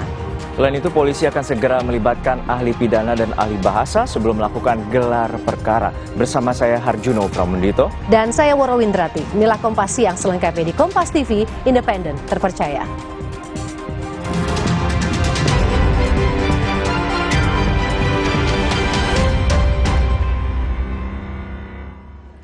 Informasi pertama, saudara, kasus pembunuhan dengan mutilasi dan dicor di Semarang mulai menunjukkan titik terang. Polisi menangkap pelaku pembunuhan pada Selasa malam. Terduga pelaku diamankan setelah sempat melarikan diri ke luar kota Semarang untuk menghilangkan jejak. Hanya berselang 1 hari dari penemuan jenazah, polisi berhasil menangkap pelaku. Siang ini, Polrestabes Semarang akan menggelar rilis soal identitas tersangka, kronologi, dan juga motif pembunuhan.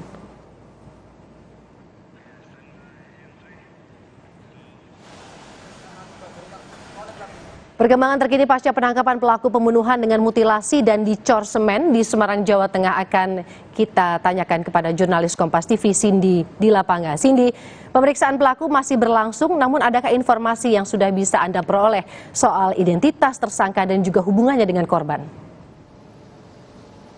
Ya, selamat siang Woro dan juga saudara. Terkait dengan informasi identitas dari terduga pelaku yang sudah diamankan Polrestabes Kota Semarang ini, memang dari informasi terakhir yang kami terima tadi malam dari Kabid Humas Polda Jawa Tengah bahwa terduga pelaku yang diamankan oleh Satreskrim Polrestabes Kota Semarang ini memang inisial H, dengan inisial H yang mana dalam hal ini terduga pelaku tersebut adalah karyawan dari korban. Jadi bekerja di depot air minum isi ulang milik korban yang sudah tercatat bekerja kurang lebih 1 bulan ini. Dan keterangan lanjutannya yaitu keterangan dari saksi yang telah diperiksa, saksi yang mana yang menemukan pertama kali jenazah korban ini, bahwa memang pada hari Sabtu malam terduga pelaku ini sempat berpamitan kepada saksi untuk kemudian ingin keluar dari pekerjaannya atau resign dari pekerjaannya dan kembali ke kota asalnya. Kemudian saksi ini sempat menanyakan kepada terduga pelaku bahwa apakah sudah berpamitan dengan pemilik depot air minum isi ulang tersebut atau dalam hal ini adalah korban, dan terduga pelaku ini menjawab bahwa memang sudah berpamitan dengan korban pada hari Jumat malam begitu, sehingga saksi kemudian menerima kunci ruko tersebut dan membiarkan terduga pelaku ini pergi untuk pulang ke kampungnya begitu. Setelah itu memang pada hari Senin siang saksi ini curiga dengan bau menyengat yang ada di sekitar lokasi kejadian dan kemudian memanggil pemilik dari ruko tersebut untuk mengecek ke dalamnya, dan memang terbukti bahwa ditemukan ada satu jenazah yang kemudian telah dicor, dan dalam hal ini menurut keterangan pihak kepolisian memang diduga kuat dimutilasi dulu sebelum kemudian dibunuh begitu. Namun kami awak media masih menunggu rilis resmi dari pihak kepolisian, dalam hal ini Polrestabes Kota Semarang, yang akan mengungkap identitas lengkap dari terduga pelaku yang telah diamankan. Begitu juga motifnya dan juga kronologis penangkapannya seperti apa, Woro. Jadi pelaku ini adalah pegawai yang baru bekerja selama 1 bulan di tempat korban begitu. Apakah kemudian motif ini juga tengah dalam penggalian pihak kepolisian atau sudah ada dugaan misalnya motif karena sakit hati karena bekerja di tempat korban? Iya, kalau sejauh ini memang masih sama dengan identitasnya. Motif dari pembunuhan dan juga mutilasi ini memang masih didalami oleh pihak kepolisian, dan memang rencananya baru akan dirilis atau diberikan pernyataan resmi pada siang hari ini, kira-kira pukul 1 atau 2 siang hari ini. Namun ada informasi yang beredar bahwa memang motif dugaan kuat motif pembunuhan dan juga mutilasi terhadap korban ini memang ada sedikit unsur sakit hati, tapi cerita bagaimana bisa sakit hati ini masih terus didalami dan kita akan tentu menunggu pernyataan resmi dari pihak kepolisian. Kenapa sampai muncul ada dugaan sakit hati? Karena memang dari hasil otopsi pihak RSUP Dr. Karyadi ini terhadap jenazah tersebut memang menemukan adanya tanda-tanda kekerasan, yaitu memang sebelum kemudian meninggal dunia, jenazah ini sempat dianiaya menggunakan benda tumpul di bagian kepala, yang kemudian luka dalam di kepala ini yang menyebabkan korban meninggal dunia. Selain itu memang ada sebelum dicor begitu, Wara dan juga saudara, jenazah ini sempat dimutilasi menjadi 4 bagian, lalu kemudian dimasukkan ke dalam karung dan juga dimutilasi begitu. Tapi memang motifnya belum bisa dipastikan sampai saat ini, Woro. Baik, terima kasih Cindy di lapangan, jurnalis Kompas TV dari Semarang, Jawa Tengah. Polisi menangkap pelaku pembunuhan dengan mutilasi jenazah yang ditemukan dalam kondisi dicor semen. Pelaku kini tengah diperiksa intensif oleh pihak kepolisian. Penangkapan pelaku berlangsung pada Selasa malam. Usai ditangkap, pelaku dibawa ke Polrestabes Semarang untuk pemeriksaan intensif. Polisi mendalami sejumlah hal, termasuk motif pembunuhan dengan mutilasi dan dicor semen yang dilakukan tersangka. Selain menyelidiki motif, polisi juga memeriksa apakah ada barang korban yang hilang. Sebelumnya, polisi telah melakukan olah tempat kejadian perkara lanjutan yang dipimpin Kapolrestabes Semarang, Kombes Irwan Anwar. Olah TKP dilakukan di toko air mineral milik korban Irwan Huta Galuh di Jalan Mula Warman Raya, Tembalang, Semarang, Jawa Tengah. Jasad Irwan ditemukan di lorong toko dalam kondisi sudah dicor semen. Polisi kemudian mendalami jejak-jejak yang ditinggalkan pelaku dan mencari saksi-saksi tambahan. Dari hasil otopsi, ditemukan adanya tanda luka kekerasan di kepala, sehingga diduga korban dianiaya oleh pelaku hingga tewas dan kemudian dimutilasi serta dicor.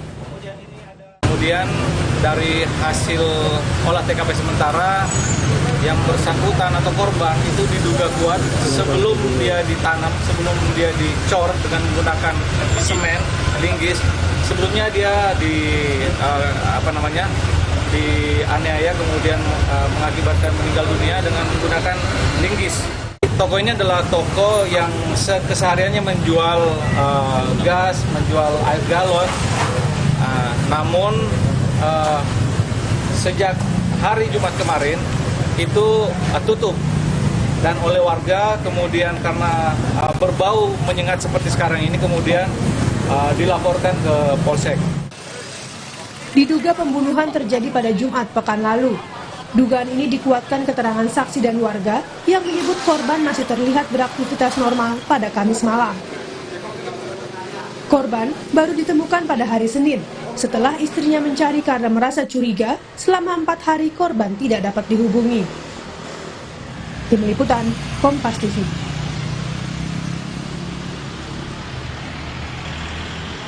Saudara, kasus bos mesum yang mengajak kencan karyawati sebagai syarat perpanjangan kontrak kerja terus diusut polisi. Setelah dilaporkan korban, terduga pelaku juga telah diperiksa polisi. Sekarang ini udah mulai kerja belum?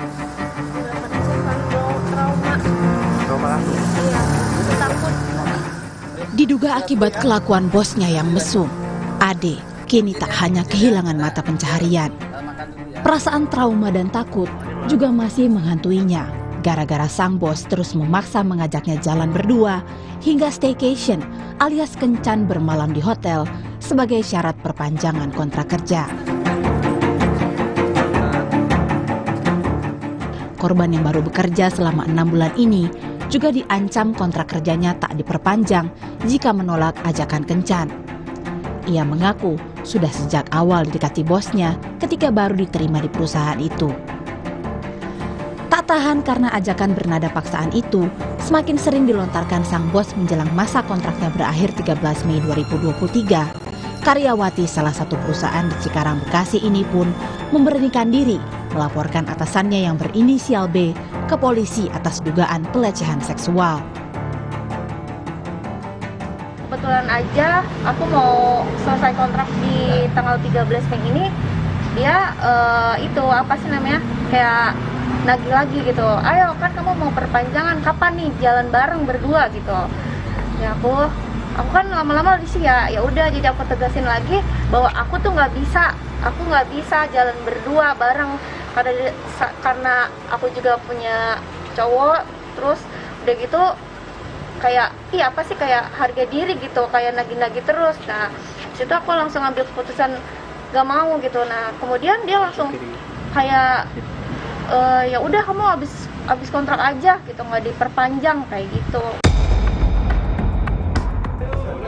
Didampingi penasihat hukum, korban telah dimintai keterangan dan menyerahkan sejumlah bukti kepada polisi, termasuk bukti percakapan WhatsApp antara pelaku dan korban. 9 Mei kemarin, korban menjawab 35 pertanyaan penyidik. Selain Ade, polisi juga memeriksa saksi lain, yakni rekan kerja korban di perusahaan. Pasalnya, diduga Ade bukanlah satu-satunya korban pelecehan seksual sang atasan. Di hari yang sama, polisi juga telah memeriksa bos Ade sebagai terlapor. Polisi akan meminta keterangan ahli hukum pidana dan ahli bahasa. Terlapor datang ke Polres Metro Bekasi untuk didengar keterangannya terkait dengan klarifikasi kasus yang rekan-rekan wartawan sebut dengan staycation.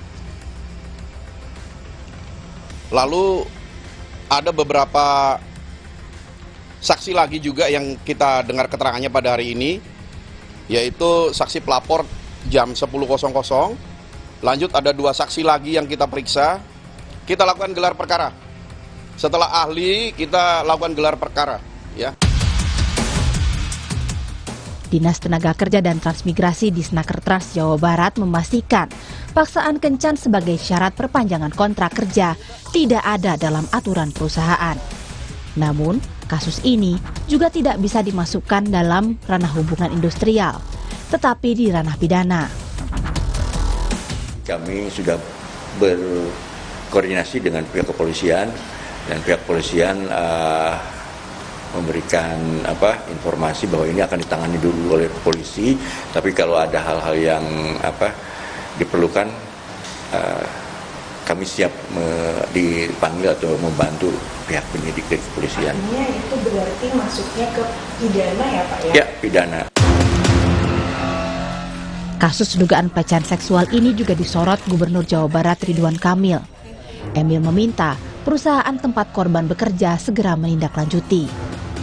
Komen pertama, itu tidak boleh terjadi, itu adalah kriminalitas. Jadi menggunakan pelecehan seksual untuk syarat kenaikan atau perpanjangan kontrak, itu saya kutuk habis kira-kira begitu. Tidak boleh terjadi. Apakah itu oknum, apakah itu sifatnya sebuah hal baru yang mewabah, itu harus kita hentikan. Maka di Snaker Jawa Barat sudah melakukan penelitian investigasi. Kasus paksaan staycation sebagai syarat perpanjangan kontrak kerja ini mencuat setelah viral di media sosial. Polisi pun didesak untuk mengusut tuntas agar tak lagi terulang. Tim Liputan, Kompas TV.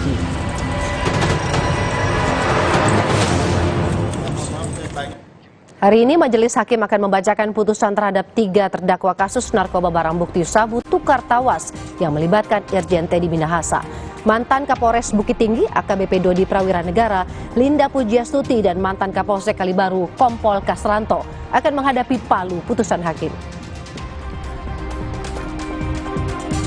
Korban kecelakaan kerja akibat terhimpit lift di kantor Pemprov Jawa Tengah hari ini dimakamkan. Polisi menduga ada kesalahan komunikasi antara korban dan rekannya hingga insiden ini terjadi.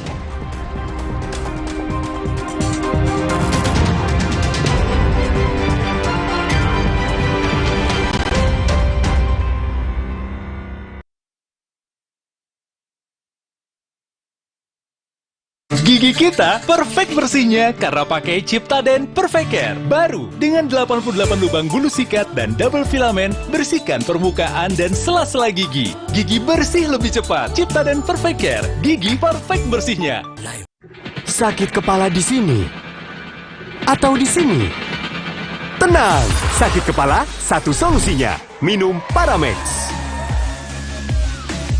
Sakit kepala, Paramex obatnya. Produksi Konimex. Kalau sakit hati, nyeri otot, Paramex nyeri otot, redakan nyeri otot, sendi, dan pegal itu.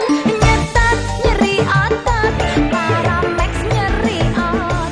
Produksi Konimex. Ada spicy, paling enak dengan adem sari lemon tea. Jadi gak enak. Gorengan, adem sari sparkling. Jadi lebih nikmat. No panas dalam. Adem sari, segar dan sehat. Inovasi baru dari Hotin. Hotin Go. Oles, go. Roll on, go. Pijat, go. Nggak sentuh langsung, nggak bikin tangan panas. Hotin Go. Hotnya in, langsung go. Hotin Go dilengkapi aplikator roll on dan pijat. Hentak agar krimnya turun. Oles, go. Roll on, go. Pijat, go. Nggak sentuh langsung, nggak bikin tangan panas. Dunia terus berputar. Begitu banyak hal yang berakhir, namun banyak juga yang kembali dalam bentuk baru, memberi harapan baru. Seperti botol plastikmu yang dapat menjadi barang baru lagi melalui gerakan ekonomi sirkular nasional Le Mineral. Kini, plastik tidak lagi menjadi sampah, namun terus berputar dengan dipilah dan didaur ulang menjadi baru. Semua bisa mengambil peran penting dalam perputaran itu dari hulu ke hilir. Mulai dari kamu yang memilah sampah dari rumah, pemulung yang mengumpulkannya, hingga pekerja pabrik yang mendaur ulang. Bersama gerakan ekonomi sirkular nasional Le Mineral, mari jadikan botol plastikmu jadi baru lagi.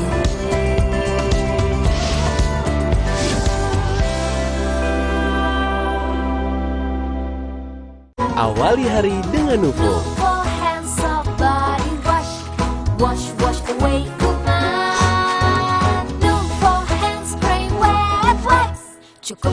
Nuvo, perlindungan keluarga 24/7. Wingscare. Gatal karena jamburan kutu air? Mati kutu dengan Fungiderm.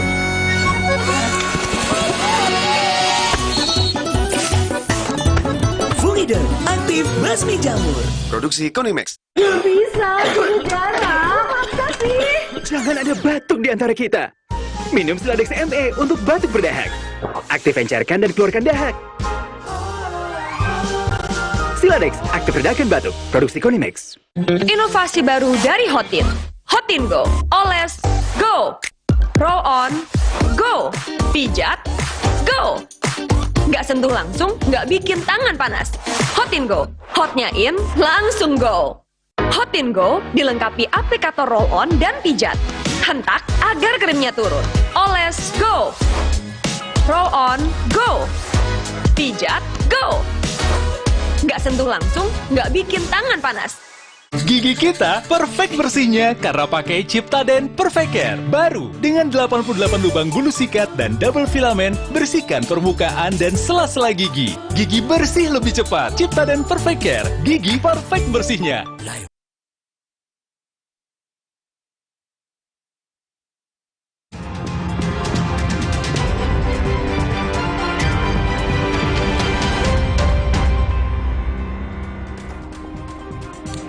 Korban kecelakaan kerja akibat terhimpit lift di kantor Pemprov Jawa Tengah dimakamkan Rabu pagi. Usai disolatkan di masjid setempat, jenazah Adrianus Ariwibowo diberangkatkan ke TPU Kedung Mundu 1 sekitar pukul 9 pagi. Jenazah diberangkatkan dari rumah duka di Kelurahan Kedung Mundu, Kecamatan Tembalang, Kota Semarang. Di mata rekan dan juga kerabat, Adrianus Ariwibowo dikenal sebagai sosok yang baik. Adrianus yang merupakan mu'alaf dikenal taat beribadah dan rajin puasa sunnah.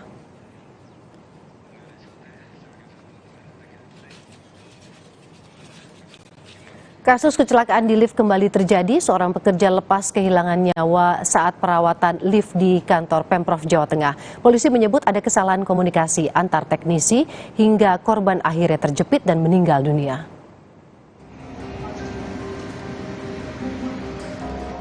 Polisi masih menyelidiki kecelakaan kerja yang menimpa Adrianus Ariwibowo saat perawatan lift di Gedung E Pemerintah Provinsi Jawa Tengah. Sejumlah saksi telah diperiksa. Hingga kini, lift terjadinya kecelakaan kerja masih ditutup guna penyelidikan dan perbaikan. Nah, cuman ini kemungkinan ada miskomunikasi atau ada teknisnya. Itu kemudian yang teknisinya kan ada di atas lift dan di bawah. Ada di atas maksudnya.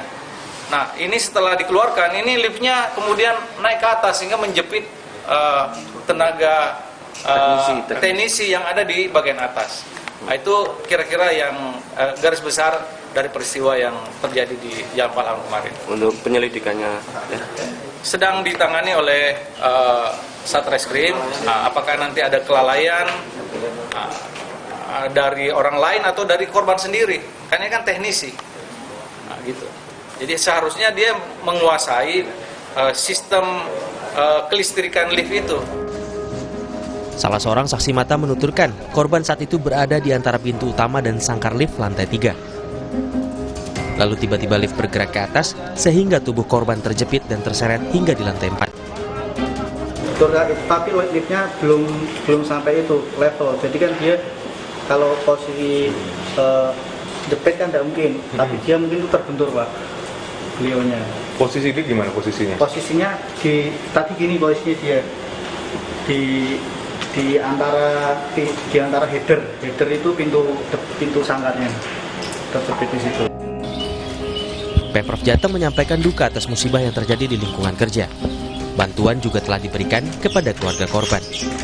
Sampai saat ini dan tadi saya ketika takziah ke keluarga juga saya menyampaikan bela sungkawa, permohonan maaf atas kejadian yang tidak baik ini terhadap keluarga, dan kami juga sudah berkoordinasi dengan BPJS Ketenagakerjaan, sudah ada bantuan atau asuransi dari BPJS Ketenagakerjaan yang sudah diberikan dan ini sudah diberikan. Kita juga tadi saya pastikan apakah BPJS Ketenagakerjaan sudah berkoordinasi dengan istrinya, alhamdulillah sudah, dan sudah mendapatkan rekening dari istrinya yang saat ini perjalanan dari Kaltara menuju rumah duka, dan insya Allah besok atau lusa uang BPJS dari Ketenagakerjaan itu sudah disalurkan kepada keluarga.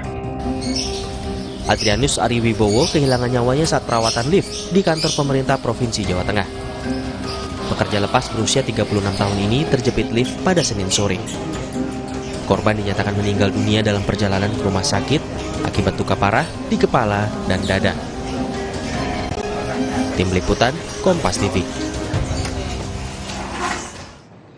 Saudara, hari ini Majelis Hakim Pengadilan Negeri Jakarta Barat akan membacakan putusan terhadap 3 terdakwa kasus narkoba barang bukti sabu tukar tawas yang melibatkan mantan Kapolda Sumatera Barat Irjen Teddy Minahasa, mantan Kapolres Bukit Tinggi AKBP Dodi Prawiranegara, Linda Pujastuti, dan mantan Kapolsek Kalibaru Kompol Kasranto hari ini menghadapi palu putusan hakim. Ketiga terdakwa mendengarkan vonis hakim secara terpisah di Pengadilan Negeri Jakarta Barat. Giliran pertama adalah sidang vonis terhadap terdakwa AKBP Dodi Prawira Negara. AKBP Dodi sebelumnya dituntut jaksa dengan hukuman 20 tahun penjara atas kasus yang juga menjerat atasannya mantan Kapolda Sumatera Barat Irjen Teddy Minahasa.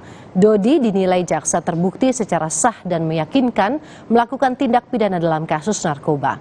Sementara Linda Pujiastuti yang diduga menjadi perantara peredaran narkoba yang diambil dari barang bukti itu dituntut 18 tahun penjara. Persidangan hari ini adalah membacakan putusan. Dan untuk mengetahui informasi selengkapnya kita akan bergabung dengan jurnalis Kompas TV Dian Silitonga di Pengadilan Negeri Jakarta Barat. Dian, selamat siang. Saat ini sidang vonis masih berlangsung. Apa saja poin-poin disampaikan oleh hakim sambil menunggu vonis nantinya akan dijatuhkan kepada AKBP Dodi? Ada selain 3 orang Woro, dalam putusan yang dibacakan ini poin-poin yang disampaikan masih soal penjabaran fakta-fakta hukum, mulai dari kronologi ketika terdakwa menerima perintah dari atasannya untuk menukar barang bukti narkotika jenis sabu menjadi tawas, kemudian sampai terdakwa terlibat dalam upaya pengedaran narkotika yang kemudian juga melibatkan beberapa terdakwa lainnya. Jadi memang sampai dengan saat ini pembacaan putusan ini masih terkait dengan pembacaan fakta-fakta hukum dan juga pertimbangan-pertimbangan hukum. Nah, kemudian juga hakim tadi menyampaikan bahwa berdasarkan pemeriksaan terdakwa, pemeriksaan saksi, kemudian juga pemeriksaan alat bukti, hakim menilai bahwa apa yang dilakukan oleh terdakwa atau perbuatan terdakwa ini tanpa hak dan juga melanggar hukum atau melawan hukum.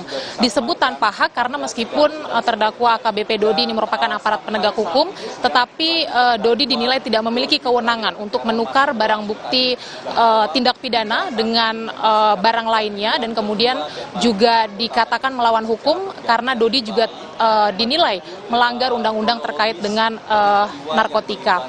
Nah, kemudian juga hakim tadi menyampaikan bahwa Dodi ini dipastikan dapat mempertanggungjawabkan perbuatannya karena selama persidangan Dodi dinilai atau dipastikan sehat secara jasmani dan juga rohani.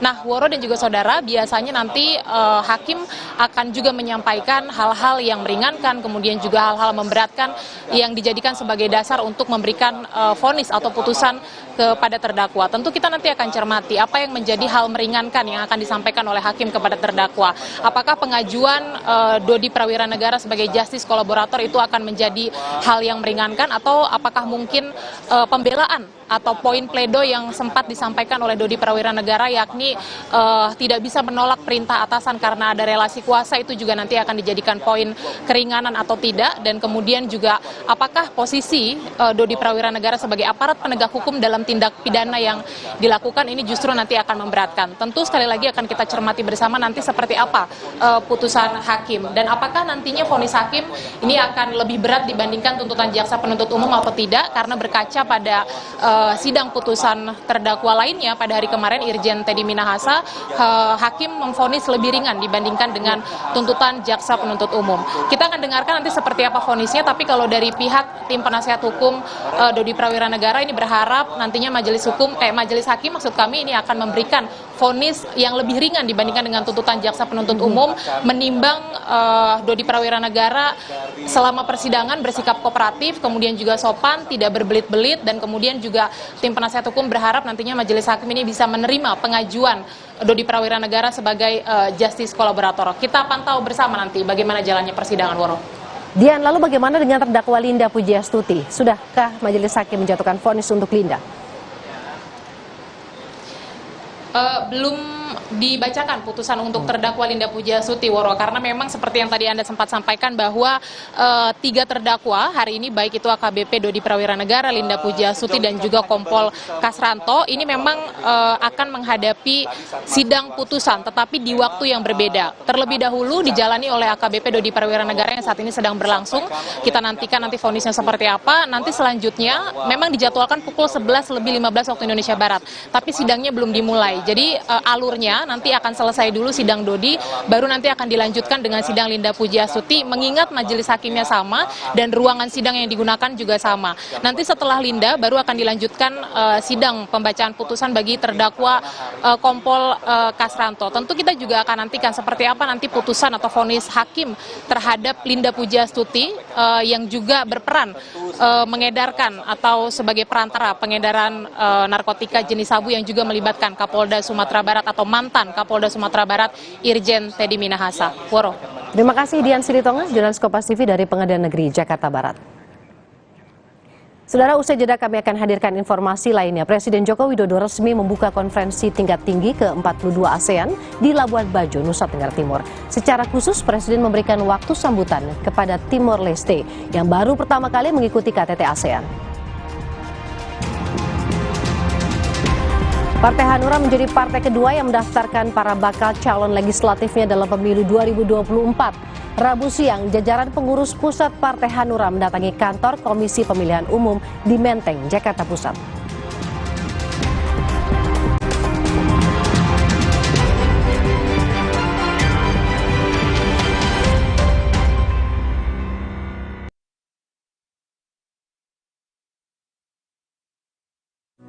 Di tanganmu, botol plastik bekas bisa jadi baru lagi. Seperti tas, baju, hingga sepatu ini. Bersama Gerakan Ekonomi Sirkular Nasional Le Mineral, mari mulai kebiasaan baru memilah sampah plastik dari rumah, menyalurkan lewat aplikasi, pemulung, ataupun bank sampah. Sampah plastikmu memberi nilai tambah untukmu dan juga untuk mereka. Dengan langkah sederhana, pisahkan sampah sesuai jenisnya, sampah organik, plastik termasuk PET, kertas, dan kaleng, lalu salurkan. Sampah plastik yang terpilah bisa didaur ulang. Mulai kebiasaan baru dan buat botol plastik bekasmu jadi baru lagi.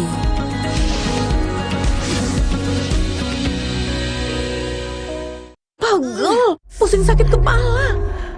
Baru, Plosa Panasin. Oles, pijit, panasnya mendalam dan tahan lama. Hirup, panasin, paling panas dari Plosa. Aku pikir semua air mineral itu sama. Le Mineral itu beda. Le Mineral memang berbeda. Setiap tetesnya mengandung mineral esensial seimbang yang penting untuk tubuh dan juga membuat rasa airnya lebih segar. Segernya. Le Mineral. Sakit kepala di sini atau di sini? Tenang, sakit kepala satu solusinya. Minum Paramex. Sakit kepala, Paramex obatnya. Produksi Konimex. Kalau sakit hati, nyeri otot. Nyeri otot, nyeri otot. Paramex nyeri otot, redakan nyeri otot, sendi, dan pegal itu. Nyetat nyeri otot, Paramex nyeri otot. Produksi Konimex. Omehar, minyak ikan pilihan dari laut dalam. Omehar, suplemen omega 3 esensial. Dalam mini kapsul, lebih mudah ditelan. Diproses dengan teknologi modern di Amerika. Bantu pelihara kesehatan tubuh kini dan nanti. Pak, ada kurma? Yakin cari kurma, Bu? Kan bukan Ramadan. Sari kurma Arab? Yakin ada di Sari Kurma TJ. Baik diminum kapan aja. Dipanen di Arab, dikemas di Indonesia. Sari Kurma TJ. Enak, halal. Yakin. Luka, memar di kulit. Sakit. Pegal ini nyeri sendi, butuh dipijit. Sakit. Gak usah ngeluh kalau sakit. Pakai Herba Wahid. Herba Wahid, minyak herbal berkhasiat. Herba Wahid, minyak gosok, urut dan pijit. Wahid. Alergi, jontor nih. Aku biduran, obatnya yang depannya Indal CTN. Bisa dibeli tanpa resep dokter. Indal CTN, komposisi anti alerginya redakan alergi. Indal CTN. Kopi delicioso ya top cappuccino. So Italian. Hah? Ini baru cappuccino. Ini baru cappuccino. Milky foamnya lebih tebal dengan crunchy choco milk. Enak. Enak. Dari Wings Food. Gigi kita perfect bersihnya karena pakai Ciptaden Perfect Care. Baru dengan 88 lubang bulu sikat dan double filamen, bersihkan permukaan dan sela-sela gigi. Gigi bersih lebih cepat. Ciptaden Perfect Care. Gigi perfect bersihnya. FreshCare kini hadir dengan FreshCare Press and Relax. Nyaman dipegang, ada kerokannya. Bisa ngerok, bisa ngeroll sampai belakang. FreshCare Press and Relax bisa ngerock and roll. Saatnya rilekskan kulitmu. Fresh Living minyak zaitun. Kelembutan alami dari wajah hingga ke ujung kaki. Dengan aroma mewah gilang-gilang. Fresh Living minyak zaitun. Cantik terlindungi.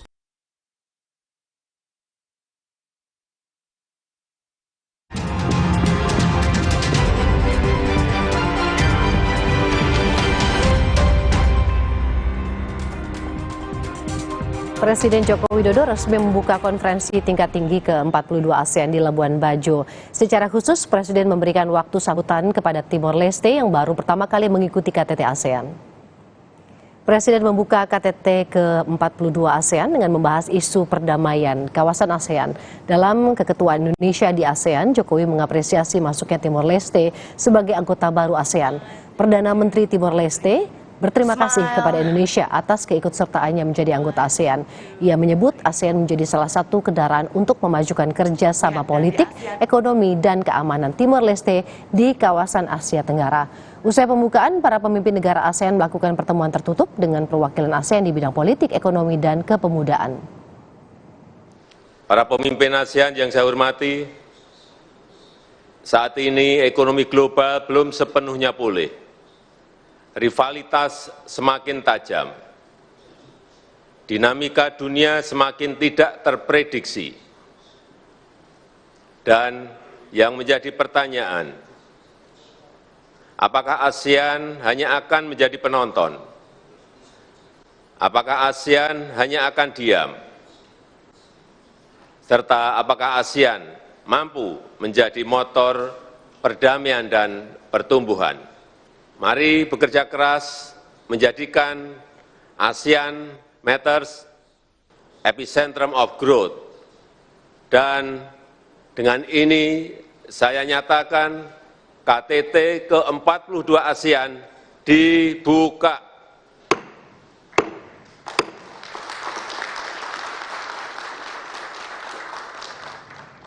Informasi terkini dari pertemuan puncak konferensi tingkat tinggi ke-42 ASEAN 2023 akan kita tanyakan langsung dengan jurnalis Kompas TV, ada Alvania Rizky di Arena Media Center KTT ASEAN di Labuan Bajo. Alva, selamat siang. Apa saja yang menjadi fokus pembahasan atau agenda konferensi hari ini? Selamat siang, Waro dan juga saudara. Ada berbagai isu yang kemudian dibahas dalam pertemuan konferensi tingkat tinggi ASEAN ke-42 pada hari ini. Tadi dibuka dengan pembukaan secara resmi KTT ASEAN ke-42 yang dipimpin langsung oleh Presiden Joko Widodo. Tadi Presiden juga sempat mengapresiasi keikutsertaan dari Timor Leste yang baru saja masuk menjadi anggota ASEAN dan menjadi anggota ke-11 yang di keanggotaan ASEAN ini. Kemudian tadi Perdana Menteri Timor Leste juga memberikan sedikit sambutan dan berterima kasih juga atas keketuaan Indonesia karena telah memperbolehkan gitu Timor Leste menjadi anggota ASEAN, dan ini akan menjadi kendaraan bagi Timor Leste untuk memajukan negaranya dalam bidang kerjasama ekonomi, politik, menjaga keamanan kawasan tentu saja. Tentu saja yang menjadi bahasan utama dalam pertemuan konferensi tingkat tinggi hari ini adalah isu politik dan keamanan kawasan yang kemarin digadang-gadang oleh Presiden Joko Widodo akan secara khusus dibahas dalam konferensi tingkat tinggi ke-42 ini. Isu politik dan keamanan ini khususnya di kawasan negara Myanmar ini menjadi isu yang penting karena dampaknya terhadap keamanan kawasan ASEAN dan juga negara-negara di sekitarnya. Tetapi Presiden menyebut ada dua isu besar yang kemudian akan dibahas dalam pertemuan pimpinan negara pada esok hari. Yang pertama yaitu konflik di Myanmar, bagaimana menyelesaikan konflik di sana dengan 5 konsensus yang sudah disepakati oleh negara anggota ASEAN, dan juga isu tindak pidana perdagangan orang yang harus diselesaikan begitu dari hulu hingga hilir. Ini dua isu ini yang kemudian terus digaungkan oleh Presiden Joko Widodo dalam keketuaannya di ASEAN. Tadi sudah berlangsung pertemuan tingkat tinggi antara pimpinan negara ASEAN dengan delegasi ASEAN di berbagai bidang. Ada bidang ekonomi dan juga bidang politik, yaitu parlemen, dan sudah selesai. Saat ini tengah berlangsung pertemuan antara pimpinan negara ASEAN dengan delegasi ASEAN dari bidang kepemudaan, yang juga harapannya akan menghasilkan delegasi-delegasi, maksud saya deklarasi-deklarasi yang baik begitu, dan nantinya hasil dari pertemuan ini akan dibawa pada pertemuan tingkat tinggi esok antara para pimpinan negara dan melahirkan deklarasi-deklarasi tersebut. Khusus untuk isu politik dan keamanan kawasan Myanmar dan juga TPPO, ini diharapkan pertemuan antara kepala negara ASEAN ini bisa melahirkan deklarasi untuk menghentikan tindak pidana perdagangan orang yang saat ini marak terjadi di kawasan ASEAN. Tentu saja Indonesia menjadi salah satu yang terdampak dan banyak sekali korban yang sudah menjadi korban tindak pidana perdagangan orang.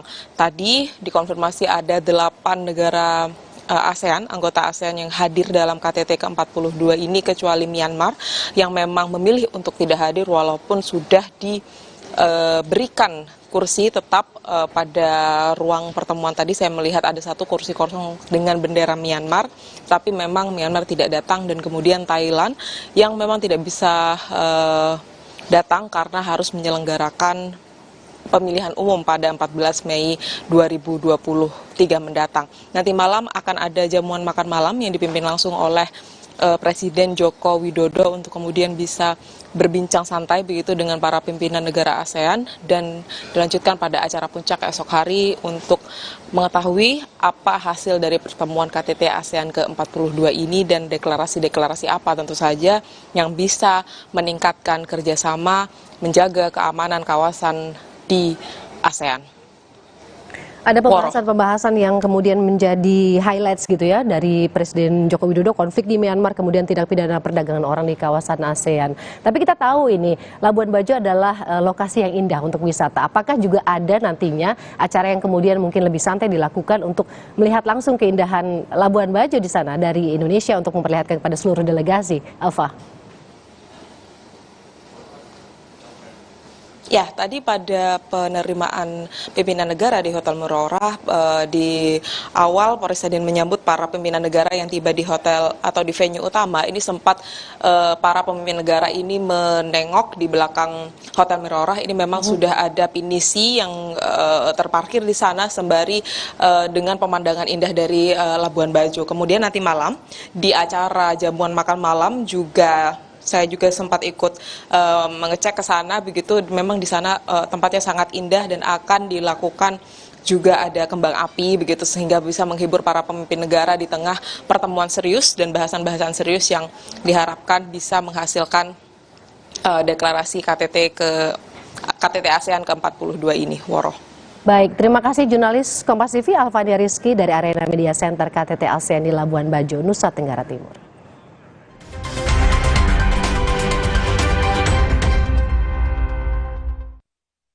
Terdakwa belum pernah dihukum. Kita akan menuju ke Pengadilan Negeri Jakarta Barat untuk mendengarkan vonis dari hakim kepada AKBP Dodi Prawira Negara. Pada suatu kesimpulan bahwa pidana yang akan dijatuhkan kepada terdakwa seperti tersebut dalam amar putusan ini merupakan suatu tindak pidana yang dianggap adil dan bijaksana sesuai dengan rasa keadilan. Memperhatikan pasal-pasal dalam Kitab Undang-Undang Hukum Acara Pidana dan peraturan perundang-undangan lainnya yang bersangkutan, khususnya pasal 114 ayat 2 Undang-Undang Nomor 35 Tahun 2009 tentang narkotika, junto pasal 55 ayat 1 ke 1 Kitab Undang-Undang Hukum Pidana, Undang-Undang Nomor 8 Tahun 1981 serta ketentuan lain berhubungan dengan perkara ini. Terdakwa silakan berdiri. Baik. Mengadili. 1. Menyatakan terdakwa Dodi Prawira Negara bin H. Maman Supratman telah terbukti secara sah dan meyakinkan bersalah melakukan tindak pidana, turut serta melakukan secara tanpa hak atau melawan hukum, menjadi perantara dalam jual beli, menukar atau menyerahkan narkotika golongan 1 dalam bentuk bukan tanaman yang beratnya melebihi 5 gram. 2. Menjatuhkan pidana oleh karena itu kepada terdakwa tersebut dengan pidana penjara selama 17 tahun dan denda sebesar 2 miliar rupiah. Apabila denda tersebut tidak dibayar, maka diganti dengan pidana penjara selama 6 bulan. 3. Menetapkan masa penangkapan dan penahanan yang telah dijalani terdakwa dikurangkan seluruhnya dari pidana yang dijatuhkan. 4. Memerintahkan agar terdakwa tetap berada dalam tahanan. 5. Menetapkan barang bukti berupa 1 buah tas belanja warna merah, di dalamnya terdapat 1 bungkus plastik klip berisi narkotika jenis sabu berat 102 gram bruto, telah dimusnahkan berdasarkan berita acara pemusnahan barang bukti tanggal 20 Desember 2022 dengan berat neto 87,4822 gram dan untuk pembuktian di persidangan dengan berat neto 9,3419 gram. B. 1 bungkus plastik klip berisi narkotika jenis sabu berat 102 gram bruto telah dimusnahkan berdasarkan berita acara pemusnahan barang bukti tanggal 20 Desember 2022 dengan berat neto 89,7385 gram dan untuk pembuktian di persidangan dengan berat neto 10,1245 gram. C.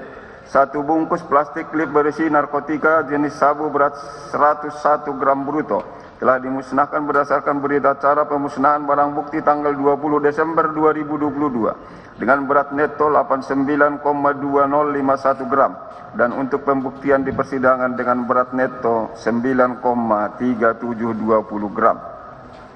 1 buah kardus warna coklat yang berisikan A. 1 plastik putih berisikan narkotika jenis sabu dengan berat bruto 984 gram telah dimusnahkan berdasarkan berita acara pemusnahan barang bukti tanggal 20 Desember 2022 dengan berat neto 963,3952 gram dan untuk pembuktian di persidangan dengan berat neto 9,8201 gram serta untuk pemeriksaan lab dengan berat neto 9,9740 gram.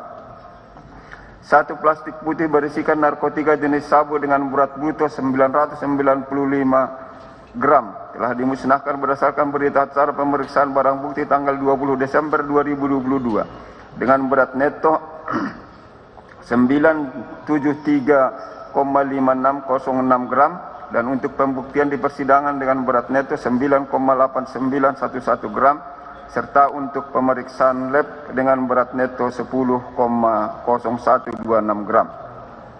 1 bungkus plastik klip berisikan kristal putih narkotika jenis sabu berat bruto 943 gram telah dimusnahkan tanggal 20 Desember 2022 dengan berat neto 924,3156 gram dan untuk pembuktian di persidangan dengan berat neto 5,1549 gram serta untuk pemeriksaan lab dengan berat neto 5,2625 gram.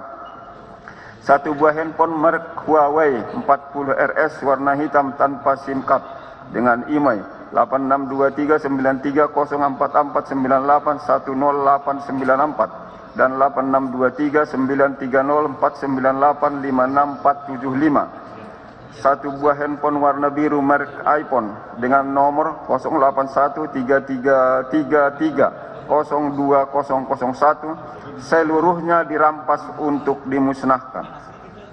1 unit mobil Avanza warna silver dengan nomor polisi B1488 PFJ dikembalikan kepada yang berhak. 1 unit mobil Suzuki Jimny warna kuning stabilo nomor polisi D371MNY berikut kunci dan STNK dirampas untuk negara. 6. Membebankan terdakwa untuk membayar biaya perkara sebesar Rp5.000. Demikianlah diputuskan dalam sidang permusyawaratan Majelis Hakim Pengadilan Negeri Jakarta Barat pada tanggal 3 Mei 2023 oleh kami, John Sarman Sarai Sarjana Hukum Magister Humaniora sebagai Hakim Ketua, Yuswardi Sarjana Hukum dan Esther Oktavi Sarjana Hukum Magister Hukum, masing-masing sebagai Hakim Anggota, yang diucapkan dalam sidang yang terbuka untuk umum pada hari ini, Rabu tanggal 10 Mei 2023 oleh Hakim Ketua dengan didampingi para Hakim Anggota tersebut, dibantu oleh Daniel Arianto Simarmata SE.SH, Panitera Pengganti pada Pengadilan Negeri Jakarta Barat, serta dihadiri oleh Arya Wicaksana Sarjana Hukum Magister Hukum Penuntut Umum beserta tim, dan di hadapan terdakwa dengan didampingi oleh para penasihat hukumnya. Silakan duduk. Baik. Setelah putusan dibacakan, majelis akan menyampaikan hak-hak terdakwa atas putusan tersebut. Yang pertama, hak untuk menerima kalau sependapat dengan apa yang telah dibacakan oleh majelis. Yang kedua, hak untuk berpikir lebih dahulu kalau tidak bisa menentukan sikap hari ini, tapi dalam tenggang waktu yang ditentukan oleh undang-undang.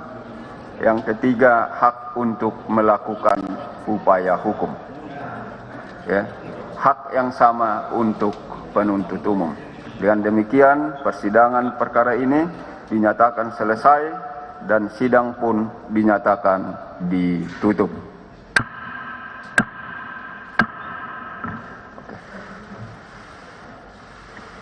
Hakim Ketua Pengadilan Negeri Jakarta Barat baru saja membacakan vonis terhadap AKBP Dodi Prawira Negara, yaitu penjara 17 tahun dan denda 2 miliar rupiah. Jika dilihat dari tuntutan jaksa sebelumnya, ini artinya lebih ringan karena jaksa sebelumnya menuntut Dodi 20 tahun penjara. Nanti kita akan mendengarkan bagaimana laporan langsung dari rekan kami yang ada di Pengadilan Negeri Jakarta Barat. Tapi sebelumnya kita akan jeda dulu. Breaking News Kompas TV akan segera kembali.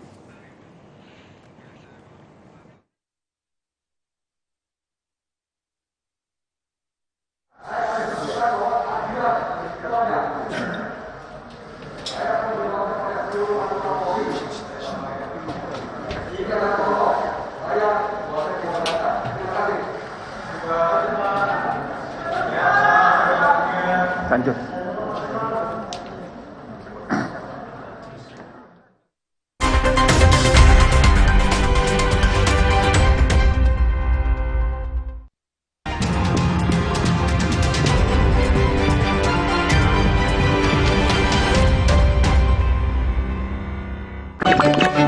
Le Mineral beda banget, lebih smooth, lebih segar. Le Mineral memang berbeda. Setiap tetesnya mengandung mineral esensial seimbang yang penting untuk tubuh dan juga membuat rasa airnya lebih segar. Dan lebih enteng. Le Mineral. Hai, kita sekeluarga lagi ada di Festival Rumah Kue Ciptaden nih. Pertama kita nyobain pesta gigi yuk, gratis loh. Terus ikutan Zumba. Kita lanjut ke bootcamp yuk. Pokoknya aku senang banget sudah ada Rumah Kue Ciptaden. Kunjungin sekarang juga websitenya. Untuk kayak ibu yang mau konsultasi kesehatan gigi, gampang. Tinggal scan barcode yang ada di kemasan Ciptaden. Ayo dukung terus Ciptaden, kuatkan Indonesia. Kuatkan gigi, kuatkan keluarga. Pedas spicy, paling enak dengan adem sari lemon tea. Jadi gak enak. Gorengan, adem sari sparkling. Jadi lebih nikmat. No panas dalam. Adem sari, segar dan sehat. Sakit kepala di sini atau di sini? Tenang, sakit kepala satu solusinya. Minum Paramex. Sakit kepala, Paramex obatnya. Produksi Konimex. Kalau sakit hati, nyeri otot. Nyeri otot, nyeri otot. Paramex nyeri otot, redakan nyeri otot, sendi, dan pegal itu. Nyetat nyeri otot, Paramex nyeri otot. Produksi Konimex. Dunia terus berputar. Begitu banyak hal yang berakhir, namun banyak juga yang kembali dalam bentuk baru, memberi harapan baru.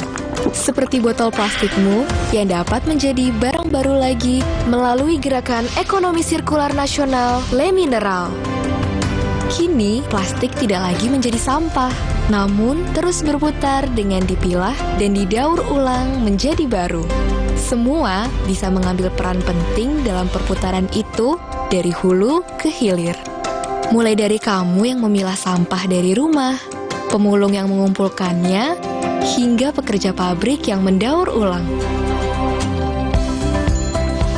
Bersama Gerakan Ekonomi Sirkular Nasional Le Mineral, mari jadikan botol plastikmu jadi baru lagi.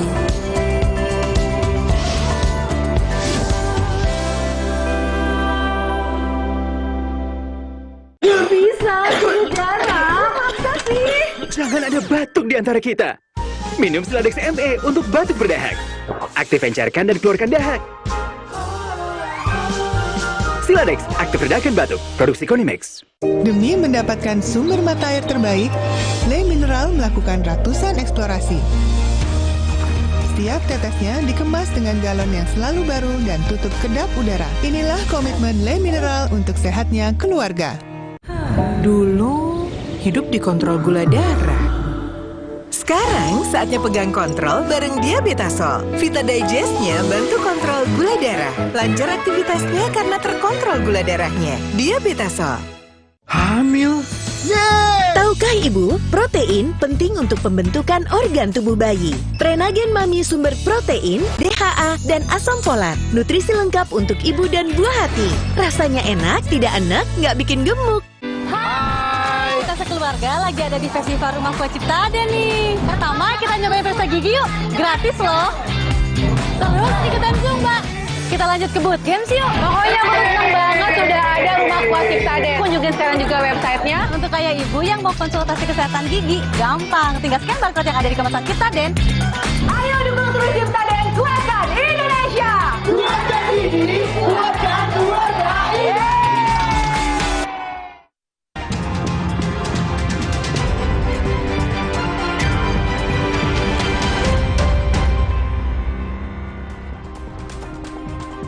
Terima kasih Anda masih menyaksikan Kompas Siang, Saudara. Partai Hati Nurani Rakyat atau Hanura mendaftarkan bakal calon anggota Dewan di pemilu 2024. Partai Hanura menjadi partai politik kedua yang mendaftarkan bakal calon anggota Dewan setelah Partai Keadilan Sejahtera atau PKS. Dipimpin oleh Ketua Umum Hanura Usman Sabtaodang dan Sekretaris Jenderal Kodrat Syah, rombongan Partai Hanura tiba di kantor KPU Pusat Menteng pukul 10 pagi.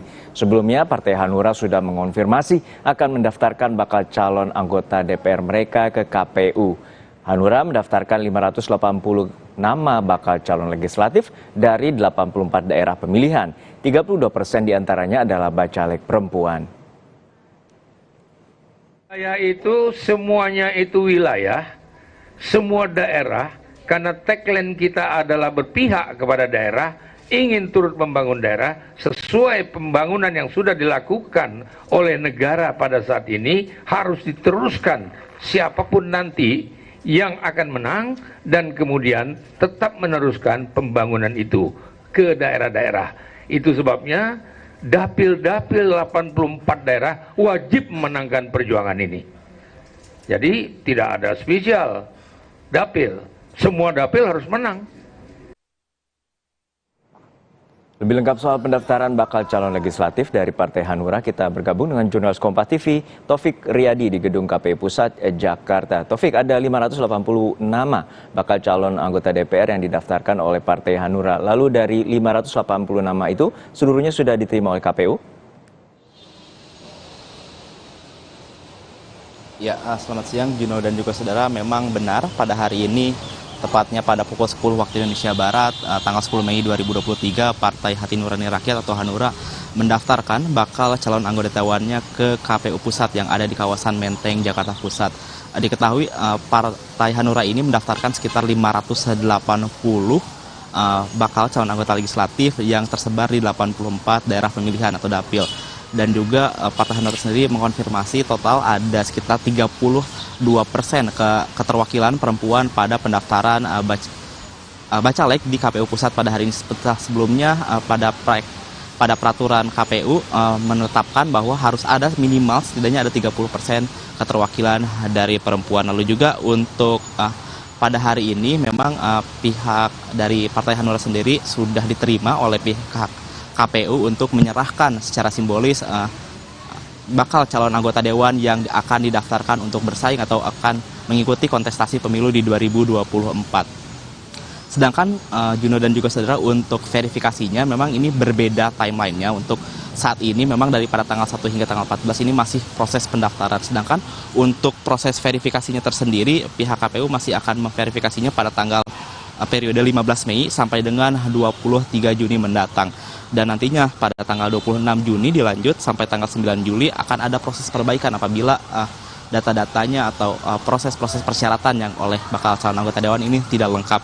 Sampai akhirnya saudara nanti pada tanggal 19 sampai dengan 28 Agustus pihak KPU akan mengeluarkan daftar calon sementara yang nantinya pihak atau masyarakat bisa berpartisipasi untuk memberikan tanggapan kepada daftar calon sementara, dan sampai akhirnya nantinya tanggal 4 November 2023 KPU akan menetapkan secara pasti daftar calon tetap dari calon legislatif yang nantinya akan mengikuti pemilu di 2024 nanti. Namun untuk saat ini memang pihak dari Partai Hanura sendiri yang dipimpin oleh Ketua Umum yaitu Usman Sabtaodang dan juga Sekretaris Jenderal Kodratsah memang sudah mendaftarkan atas bakal calon legislatifnya ke KPU Pusat di kawasan Menteng pada hari ini, Juno.